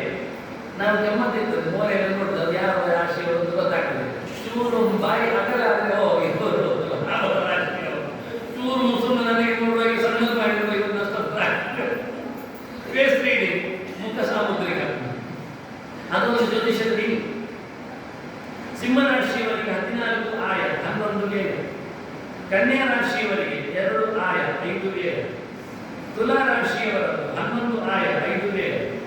ವೃಶ್ಚಿಕ ರಾಶಿಯವರು ನರೇಂದ್ರ ಮೋದಿ 2 ಆಯ 14 ವ್ಯಯ. ನೋಡಿ, ನಿಮ್ಮಿಂದಾಗಿ ನಾಶ ಅವರಿಗೆ ನಷ್ಟ ಆಗುವುದು. ಸಾಲ ಮಾಡಿದ್ದವರು ನೀವು ಹೇಳ್ಕೊಡ್ತಾ ಇದ್ದಾರೆ ರಾಮಯ್ಯ ಗಟ್ಟಿಯಲ್ಲಿ, ನಮ್ಮ ಬಜೆಟ್ಗಿಂತ ಅವರ ಬಜೆಟ್ ಕಮ್ಮಿ, ಹೆಚ್ಚು ಕಮ್ಮಿ ಸಾಲದ ಹೊರೆ ಅವರೇ ಇರುವುದು ನಮಗೆ. ಅವ ಪಾಪ ಇಡೀ ದೇಶವನ್ನು ಹೊತ್ತು ಸಾಲ ಮಾಡ್ತಾ ಇದ್ದಾನೆ. ಕಂಪೇರಿಟಿವ್ 25 ಇಂಟು ಮಾಡಲಿಕ್ಕೆ ಉಂಟು. ಈಗ ಒಂದು ಕೊಂಡು ಹೇಳ್ತಾ ಇದ್ದಾರೆ ನಮ್ದು ಕಮ್ಮಿ, ಅವನದ್ದು ಜಾಸ್ತಿ. ಅವನ 25 ರಾಜ್ಯಗಳನ್ನು ಒಟ್ಟಿಕೊಂಡು ಮಾಡುವುದು ನನ್ನ ಕೈಗಾಗುದಿಲ್ಲ. ಕುಣಿಸಿ 25 ಮಾಡಿ ಬಾಗಿಲಿಗೆ ಬರುವುದಿಲ್ಲ. ಯಾರೇ ಕೇಳೋದು ಮತ್ತು ದೊಡ್ಡ ಬಾಯ ಅಂತ ಹೇಳುತ್ತೆ ಬಿಡಿ. ವೃಶ್ಚಿಕ ರಾಶಿ. ಧನುರಾಶಿ 14 ಆಯ 2 ವ್ಯಯ. ಇವರಿಗೆ ದಾನ ಮಾಡಲಿಕ್ಕೆ ಹೇಳಬೇಕು. ಮಕರ ರಾಶಿಯವರು 8 ಆಯ 5 ವ್ಯಯ. ಕುಂಭರಾಶಿ 8 ಆಯ 5 ವ್ಯಯ ಸೇರಿದ್ದಾರೆ. ಮೀನರಾಶಿ 14 ಆಯ 12 ವ್ಯಯ. ನೋಡೋ ಯಾರಿಗಾದ್ರ ಬಗ್ಗೆ ಹಾಕಿದ್ರೆ ಮತ್ತೆ ಕೇಳಿ. ಎಲ್ಲ ರಾಶಿಯವರನ್ನು ಓದಿದ್ದೇನೆ. ಈಗ ನಾವು ನಕ್ಷತ್ರಕ್ಕೆ ಬರುವ. ರಾಶಿಯಲ್ಲಿ ಮತ್ತೆ 3 ಪ್ರಕಾರ ಇರ್ತದೆ. ನಕ್ಷತ್ರಗಳು 3 ಸೇರಿ ಒಂದು ರಾಶಿಗೆ ಬರುವುದು ಸಾಮಾನ್ಯವಾಗಿ. ಹಾಗಾಗಿ ಒಟ್ಟು 3 ಜನರಲ್ಲಿ ಒಬ್ಬೊಬ್ಬರನ್ನು ಆಚೀಚೆ ಮಾಡಿದ್ರೆ ಗೊತ್ತಾಗ್ತದೆ ಹಣೆ ಬರಗೆ ಏನಿರ್ತದೆ ಎಂದು. ಈಗ ನಕ್ಷತ್ರಕ್ಕೆ ಬಂದರೆ 3 ನಕ್ಷತ್ರಕ್ಕೆ ಒಟ್ಟಿಗೆ ಬರೀತಾರೆ, ಸಾಮಾನ್ಯ ಅಂತ. ಅದರಲ್ಲಿ ಚೂರು ವ್ಯತ್ಯಾಸ ಇರ್ತದೆ. ಇದು ಕಾಮನ್ ಮಾಡಿದ್ದಾರೆ ಬಿಡಿ.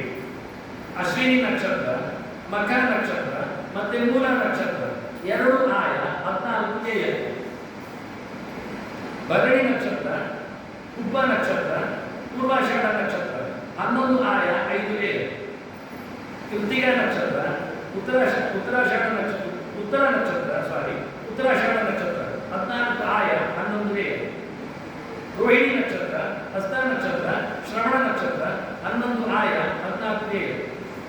ಮೃಗಶಿರ ನಕ್ಷತ್ರ, ಚಿತ್ರ ನಕ್ಷತ್ರ, ಧನಿಷ್ಠ ನಕ್ಷತ್ರ 1 ಆಯ 14 ವ್ಯಯ. ಭಯಂಕರ ನಕ್ಷತ್ರ, ಭದ್ರವನ್ನು ನಾವು ದತ್ತು ತಗೊಳ್ಬೇಕು. ಆರ್ದ್ರ ನಕ್ಷತ್ರ, ಸ್ವಾತಿ ನಕ್ಷತ್ರ, ಶತಭಿಷ ನಕ್ಷತ್ರ ಇವರು ಜಾಕ್ಪಾಟ್ 5 ಆಯ 5 ವ್ಯಯ.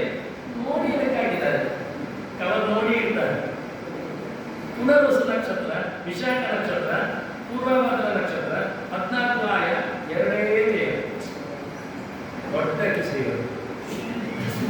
ಪುಷ್ಯ ನಕ್ಷತ್ರ, ಅನುರಾಧ ನಕ್ಷತ್ರ, ಉತ್ತರಾಭಾದ್ರ ನಕ್ಷತ್ರ 8 ಆಯ 5 ವ್ಯಯ. ಇದರಲ್ಲಿ ಅನುರಾಧ ನಕ್ಷತ್ರ ಓದಿದ್ದಾನೆ. 8 ಆಯ 5 ವ್ಯಯ. ನಕ್ಷತ್ರ ಪ್ರಕಾರ ನೋಡಿದ್ರೆ ಏನು ನೋಡಿ, 8 ಆಯ 5 ವ್ಯಯ. ದೇಶವನ್ನು ಉಳಿಸ್ತಾನೆ. ನೆಕ್ಸ್ಟ್ ಆಶ್ಲೇಷ ನಕ್ಷತ್ರ, ಜ್ಯೇಷ್ಠ ನಕ್ಷತ್ರ, ರೇವತಿ ನಕ್ಷತ್ರ 2 ಆಯ 5 ವ್ಯಯ. ಅಲ್ಲಿಗೆ ನಕ್ಷತ್ರದ ಕಥೆ ಮುಗಿಯಿತು. ಇದರಲ್ಲಿ ತುಂಬ ಬೇಜಾರು ಮಾಡಲಿಕ್ಕೆ ಏನಿಲ್ಲ. ಇನ್ನೊಂದು ಕಥೆ ಉಂಟು ನೋಡಿ, ಸ್ಕಂದಾಯ ಫಲ ಅಂತ. ಇದರಲ್ಲಿ ಮೊದಲು, ಮಧ್ಯ, ಲಾಸ್ಟ್ 3ರಲ್ಲಿ ನಾನು ಫಿಗರ್ ಹೇಳಿದರೆ ಅವರಿಗೆ ಇನ್ನೊಂದು ಅವರಿಗೆ ಜಯ, ಏನು ತಪ್ಪಿಲ್ಲ. 3 ಕಡೆಯಲ್ಲಿ ನಾನು ಫಿಗರ್ ಹೇಳಬೇಕು, ಲೆಟರ್ ಹೇಳಬೇಕು, ನಂಬರ್ ಹೇಳಬೇಕು. ಎಲ್ಲಿಯಾದರೂ ಒಂದು ಕಡೆಯಲ್ಲಿ ನಾನು 0 ಹೇಳಿದರೆ, ಮೊದಲು 0 ಹೇಳಿದರೆ ಅವರಿಗೆ ರೋಗದ ಪೆಟ್ಟು ಉಂಟು ಅಂತ ಅರ್ಥ. ಮಧ್ಯದಲ್ಲಿ 0 ಹೇಳಿದರೆ ಅವರಿಗೆ ಹೆದರಿಕೆ ಉಂಟು ಅಂತ ಅರ್ಥ, ಕೋಡಿಗೆ ಇರ್ತದೆ. ಲಾಸ್ಟಲ್ಲಿ 0 ಹೇಳಿದರೆ ಅವರಿಗೆ ಏನೋ ನಷ್ಟ ಉಂಟು ಅಂತ ಅರ್ಥ. ಹಾಗೆ ದೊಡ್ಡ ಸಂಗತಿಯಲ್ಲ ಇದು. ಜಸ್ಟ್ ಒಬ್ಬ ಹೇಳಬೇಕು ಸಾಕಾಗ್ತದೆ. ಹಾಗೆ ತಂದೆ ನೋಡಿದ್ರೆ ಇವಾಗ ಎರಡು ಬಂತು, ಒಂದು ಉಳಿತದೆ, ಒಂದು ಬಿದ್ದೋಗಿ ಗೊತ್ತಿರೋದಿಲ್ಲ ಅವರಿಗೆ, ಸಣ್ಣ ಉಳಿತದೆ ಬಿಡಿ. ಮನೆ ಹೋಗೋದು ಎರಡಿದ್ದಲ್ಲ, ಎರಡು ಬೇಕಬೇಕು, ಒಂದು ಎಲ್ಲಿ ಕಡೆ ಬಿದ್ದಿರ್ಬೇಕು, ಯಾರೋ ಪುಣ್ಯ ಅಂತ ಸಿಕ್ಕಿದೆ ಇರಲಿ, ಅಷ್ಟೇ ದೊಡ್ಡ ಸಾಕಾಗಿಲ್ಲ. ಆದರೆ ಅವ್ರು ಮಾಡುವ ವಿಧಾನ ಲೆಕ್ಕಾಚಾರ ಚೆನ್ನಾಗಿರ್ತದೆ. ರೆಡಿ. ಈಗ 27 ನಕ್ಷತ್ರದವರು ಹೊರಗೆ ಬರ್ತಾರೆ. ಈಗ ಇದು ಇಂಡಿವಿಜುವಲ್. ಅಶ್ವಿನಿ ನಕ್ಷತ್ರ ಅಂತ ಇನ್ನು ಹೇಳುವುದಿಲ್ಲ, ಅಶ್ವಿನಿ ಮಾತ್ರ ಓದ್ತೇನೆ.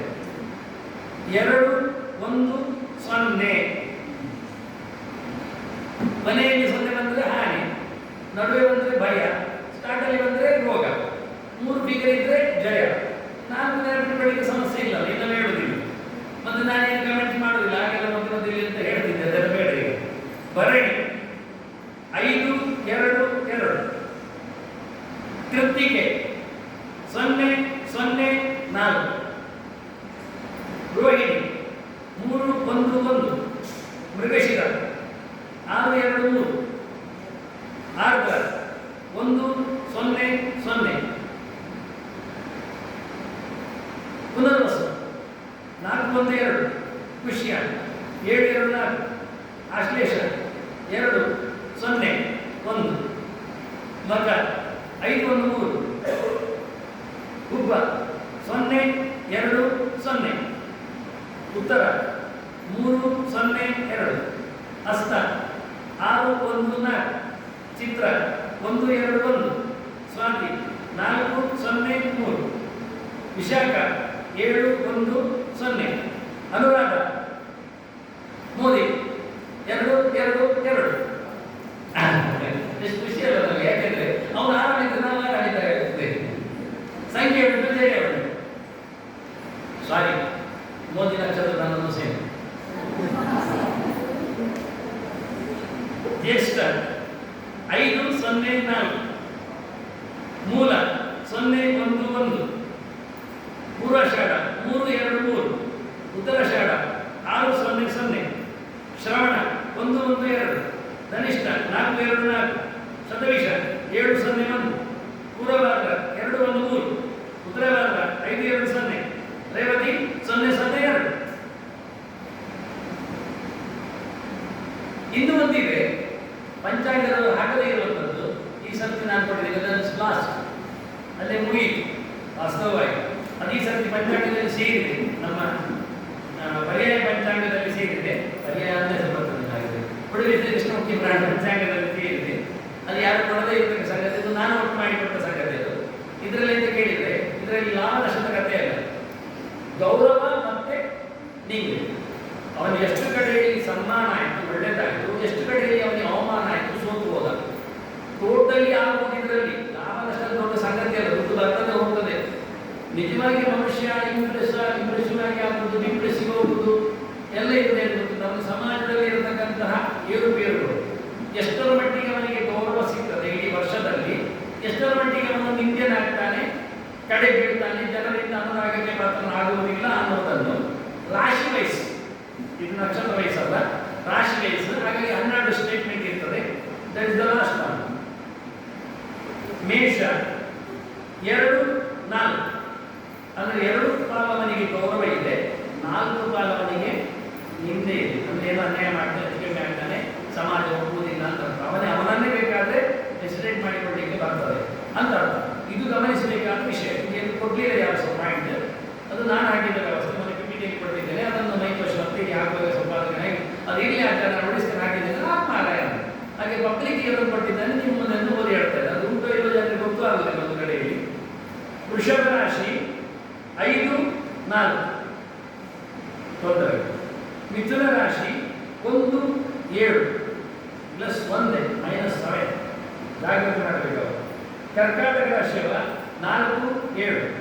4 ಅವನಿಗೆ ಗೌರವ ಇದೆ, 7 ಅವನಿಗೆ ಹಾನಿಕಾರಕ ಪ್ರದೇಶಗಳಿವೆ. ಅದು ಎಲ್ಲಿ ಇರ್ಬೋದು, ಮನೆಯೋ, ಊರೋ, ಮಠವೋ, ಮಂದಿರವೋ, ಯಾವುದೇ ಆಫೀಸು, ಯಾವುದೇ ವಿಷಯದಲ್ಲಿ ಇರ್ಬೋದು. ಸಿಂಹರಾಶಿಯವನಿಗೆ 7, 7.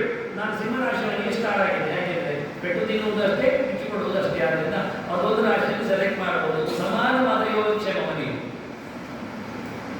ನಾನು ಕನ್ಯಾದಲ್ಲಿ 3, 3. ತುಲಾದಲ್ಲಿ 6, 3. ವೃಶ್ಚಿಕದಲ್ಲಿ 2, 6. ಮೋದಿ ರಾಶಿ 2 ಮತ್ತೆ 6 ಅವರದ್ದು ಪೆಂಡುಲಿನ ಕಾರ್ಯಕ್ರಮ. ಮೋದಿ ಸ್ತ್ರೀಯಲ್ಲಿದ್ದಾನೆ. ಗೌರವ ಕೊಡುವುದು 2 ಜನ, ಆಚಿನವರು ಈಚಿನವರು. ಒಂದು ಕಡೆಗೆ ಅಮಿತ್ ಶಾ ಇರ್ಬೋದು, ಮತ್ತೊಂದು ಕಡೆಯಲ್ಲಿ ಯೋಗಿನಾಥ್ ಇರ್ಬೋದು. 2 ಜನರಿಂದ ಅವನಿಗೆ ಗೌರವ ಮಾಲಾರ್ಪಣೆ. ಮತ್ತೆ 6 ಜನ ಹೇಳುವುದಿಲ್ಲ ಯಾರು ನನಗೆ ಬಂದರು ಮಾಡಿದ್ದಾರೆ ಅಂತ 6 ಜನರು ಅವರಿಗೆ ಬಿಡಿ ಇರ್ತಾರೆ. ನೀವು ಊಹಿಸಿರ್ಬೋದು ಯಾರವರೆಲ್ಲ ಅಂತ ಗೊತ್ತಿರ್ತೀವಿ. ವೃಶ್ಚಿಕ ರಾಶಿಯಲ್ಲಿ 2 ಮತ್ತೆ 6, ಧನುರಾಶಿ 5 ಮತ್ತೆ 6, ಮಕರದಲ್ಲಿ 1 ಮತ್ತೆ 6, ಕುಂಭದಲ್ಲಿ 4 ಮತ್ತೆ 2, ಮೀನದಲ್ಲಿ 7 ಮತ್ತೆ 2. ಎರಡೇ ನಿಂತೆ 7 ಅವನಿಗೆ ಗೌರವ. ಅದನ್ನ ಮೀನರಾಶಿಯವನಿಗೆ ಟಿಕ್ಕಾಗಿದ್ದೇನೆ. ಅದನ್ನ ಟೋಟಲಿ ಮೀನದವನು ಆಗ್ಬೋದು. ಆಯುರ್ವೇದದಲ್ಲಿಯೂ ಗೌರವ ನಿಂತೆ. ಮತ್ತೆ ಬಿಟ್ಟರೆ ಸಿಂಹರಾಶಿಯವರು ಹೋಗಿ ಮತ್ತೆಲ್ಲರೂ ಬೆಟ್ಟಲ್ಲಿ ಇಟ್ಕೊಂಡು ಶಾಲಾ ಹಾಕೊಳ್ಳಿಕ್ಕೆ ಇರ್ತದೆ, ಸಮಸ್ಯೆ ಇರುವುದಿಲ್ಲ. ಹಾಗಾಗಿ ಇದು ಲಾಸ್ಟ್ ಬಂದಾದ್ರಿಂದ ತೋರಿಸಿಕೊಟ್ಟೆ. ಇದಕ್ಕೊಂದು ಸಂದೇಶ ಎನ್ನುವುದು ಬರ್ದಾಗಿದ್ದೇನೆ ನಾನು. ಕೃಷ್ಣನ ಗೀತೆಯನ್ನು ತಂದಿದ್ದೇನೆ. ಸುಖ ದುಃಖೇ ಸಮಯ ಕೃತ್ವ ತಸ್ಮಾತ್ ಯುದ್ಧ ಯುದ್ಧಸ್ವ ಹೇಳಿಕೊಂಡು ಕೃಷ್ಣ ಹೇಳ್ತಾನೆ, ಬದುಕಿನ ಹೋರಾಟ ಮುಂದುವರಿಸು. ಬಂದಾಗ ಬೀಗಬೇಡ, ಇಲ್ಲದಾಗ ಭಾಗಬೇಡ. ಇದು ಬರ್ತದೆ ಹೋಗ್ತದೆ ಎಂದು ತಿಳ್ಕೊ. ಅದು ಲಾಭ ಆಗಲಿ, ನಷ್ಟ ಆಗಲಿ, ಜಯ ಆಗಲಿ, ಸೋಲಾಗಲಿ ಯಾವುದರ ಬಗ್ಗೆಯೂ ನೀನು ತಲೆ ಕೆಡಿಸಿಕೊಳ್ಳದೆ ಪಾಲಿಗೆ ಬಂದದ್ದು ಪಂಚಾಮೃತ ಅಂತ ಹೇಳ್ತಾ ಪ್ರತಿಯೊಂದನ್ನು ಪಾಯಸ ತಿನ್ನುವಾಗಬೇಕು. ನೀವು ನಾವು ಉಪ್ಪಿದ್ರೆ ನೆಕ್ಕಿದ್ದಕ್ಕೇನೆ ಪಾಯಸ 2 ಸ್ವಲ್ಪ ಜಾಸ್ತಿ ಹೋಗುದು ಅಂತ ತಿಳ್ಕೊಳ್ಳುವ ಅಂತ ಹೇಳುತ್ತಾ, ಅದಕ್ಕಾಗಿ ಯುಗಾದಿ ದಿನ ತಿನ್ನುವಂತಹ ಕಥೆ ಬೇವು ಮತ್ತು ಬೆಲ್ಲ. ಕಹಿಯಾದ ಒಂದು ಬೇವು ಔಷಧ, ಅದು ಸರ್ವಾಂಗವಾಗಿ ಒಳ್ಳೆಯದು. ಬಹಳ ಅದ್ಭುತವಾದಂತಹ ನೀರು ವಿಕ್ರಮ, ನಿಂಬ ಪತ್ರ ಬಹಳ ದೊಡ್ಡ ಮೆಡಿಸಿನ್. ಅದು ಬೆಲ್ಲವು ಹಾಗೆ ಸಹಜವಾಗಿ ಗಿಡದಿಂದಲೇ ತಯಾರಾಗುವ ಸಿಹಿ ರಸ ಮತ್ತು ಕಹಿ ರಸ. ನೀವು ಉಪ್ಪನ್ನು ಗಿಡದಿಂದ ತನ್ನಿ, ಏಕತ್ರ ಒಂದೇ ರಸ ತೆಗೆಯುವಂಥದ್ದು ಕಬ್ಬು ಏನು ಕೆಲಸ ಮಾಡಿದ್ದಾರೆ. ಅದೇ ಪ್ರಕಾರವಾಗಿ ಎಷ್ಟು ಅದ್ಭುತವಾದಂತಹ ಎಲೆ ಅದು. ಅನ್ನು ತೊಳಿಲಿಕ್ಕೆ ಭಾರಿ ಒಳ್ಳೆಯದು. ಅದರ ಕಡ್ಡಿ ಮಾಡಿದರೆ ಮತ್ತೆ ನೀವು ಡೆಂಟಲ್ಲಿ ಹೋಗ್ಲಿಕ್ಕೆ ಇಲ್ಲ. ಬೈತಾರೆ ಡಾಕ್ಟರ್ ಇದನ್ನು ಹೇಳ್ಕೊಡುದು ಮಾಡಿದ್ದಾರೆ. ಖಾಲಿ ಅದರದ್ದು ಕಡ್ಡಿಯಲ್ಲಿ ಅಲ್ಲುಜ್ಜಿದ್ರೆ ಭಾರಿ ಖುಷಿಯಾದಂತಹ ಅದು ಇರುತ್ತದೆ. ಆಸ್ಪತ್ರೆ ಹೋಗುವ ಲಕ್ಷಣ ಬರುವುದಿಲ್ಲ, ಹಾಳಾಗುವುದಿಲ್ಲ. ಆದ್ದರಿಂದ ಇಡೀ ವರ್ಷದಲ್ಲಿ ನಮಗೆ ಆಗಬೇಕು ಅನುಭವಗಳು ಅದು ಒಳ್ಳೆಯ ರೀತಿಯಲ್ಲಿ ಇರಲಿ ಅನ್ನೋ ನೆಲೆಯಲ್ಲಿ ನಮಗೆ ಅಂತಹ ಒಂದು ಟ್ರೆಡಿಷನ್ಸ್ ಏನಿದೆ ಅಂತ ಹೇಳಿಕೊಟ್ಟಿದ್ದಾರೆ. ತಸ್ಮಾ ಶಾಸ್ತ್ರ ಪ್ರಮಾಣತೆ ಕಾರ್ಯಾಕಾರದಿಂದ ಹೇಳ್ತಾರೆ. ಮಾಡು ಬಿಟ್ಟು ಹೇಳೋದಕ್ಕೆ ಶಾಸ್ತ್ರ ಆಧಾರ ಹೊರತು ನಿನ್ನ ಕಾಟಾಚಾರಗಳಾಗಲಿ ಮತ್ತು ಯಾವುದೊಂದು ತೋರಿಕೆ ಬರೋದು ಎಷ್ಟು ಶಾಸ್ತ್ರ ಬರ್ತದೆ. ಕಾಮಕಾರಕ ನಿನಗೆ ತೋಚಿದ್ದನ್ನು ಮಾಡುವುದಕ್ಕೆ ನನ್ನ ಸಾಮ್ರಾಜ್ಯದಲ್ಲಿ ಬೆಲೆ ಇಲ್ಲ ಅಂತಾರೆ. ಹೀಗೆ ಮಾಡಬೇಕು ಅಂತ ನಾನು ಕೊಟ್ಟಿದ್ದೇನೆ, ಹಾಗೆ ನಡೆಸಿಕೊಳ್ಳುವ, ನಿನಗೆ ಒಳ್ಳೆಯದಾಗ್ತದೆ ಎಂದು ದೇವರು ಹೇಳಿದ್ದಾರೆ. ಅದನ್ನು ನಾವು ನಡೆಸಿಕೊಂಡು ಬಂದದ್ರಿಂದ ಇವತ್ತಿನವರೆಗೆ ಯಾರಿಗೂ ಹಾಳಾಗಲಿಲ್ಲ, ಅದನ್ನು ಹಾಳಾಗುವುದಿಲ್ಲ. ಇದಕ್ಕೆ ಕೃಷ್ಣನೇ ಭರವಸೆ, ಅವನೇ ಹೇಳಿಕೊಂಡಿದ್ದಾನೆ, ನಾನಿದ್ದೇನೆ ಅಂತಹ ಕೃಷ್ಣನ ಯೋಗಕ್ಷೇಮದ ಚಿಂತನೆಯಲ್ಲಿ ಇವತ್ತಿನ ಪಂಚಾಂಗದ ಹಲವು ಮುಖಗಳನ್ನು ನಮ್ಮ ಮುಂದೆ ಪರಿಚಯಿಸಿದ್ದೇನೆ. ಅದು ಎಷ್ಟರ ಮಟ್ಟಿಗೆ ಇವತ್ತಿನವರೆಗೆ ನಡೆದು ಬಂದ ಕ್ರಮದ ಯುಕ್ತಿ ಎನ್ನುವುದನ್ನು ನಾನು ಹೇಳಿ ಹೋಗುವುದಿಲ್ಲ. ಇಟ್ ಈಸ್ ಸೋ ಡಿಫರೆಂಟ್ ಎನ್ನುವುದು ನನಗೆ ಗ್ಯಾರಂಟಿ ಗೊತ್ತಿಲ್ಲ. ಯಾರು ನಾವು ಕಾಪಿ ಮಾಡುವುದಿಲ್ಲ ಎನ್ನುವುದಿಲ್ಲ. ಮಾಡಬೇಕಾದ್ದನ್ನು ಮಾಡಿಸಿದ್ದೇನೆ. ಇನ್ನು ನಿಮ್ಮ ಇಷ್ಟ, ನನಗೆ ಗೊತ್ತಿಲ್ಲ. ಹಾಗಾಗಿ ಇನ್ನೇನಾದರೂ ಕೇಳಿ ಉಂಟುಂತಾದರೆ ಸಮಯ ಇನ್ನೂ ನಿಮ್ಮ ಕೈಯಲ್ಲಿ ಉಂಟುಂತಾದರೆ ನನಗೇನು ತೊಂದರೆ ಇಲ್ಲ.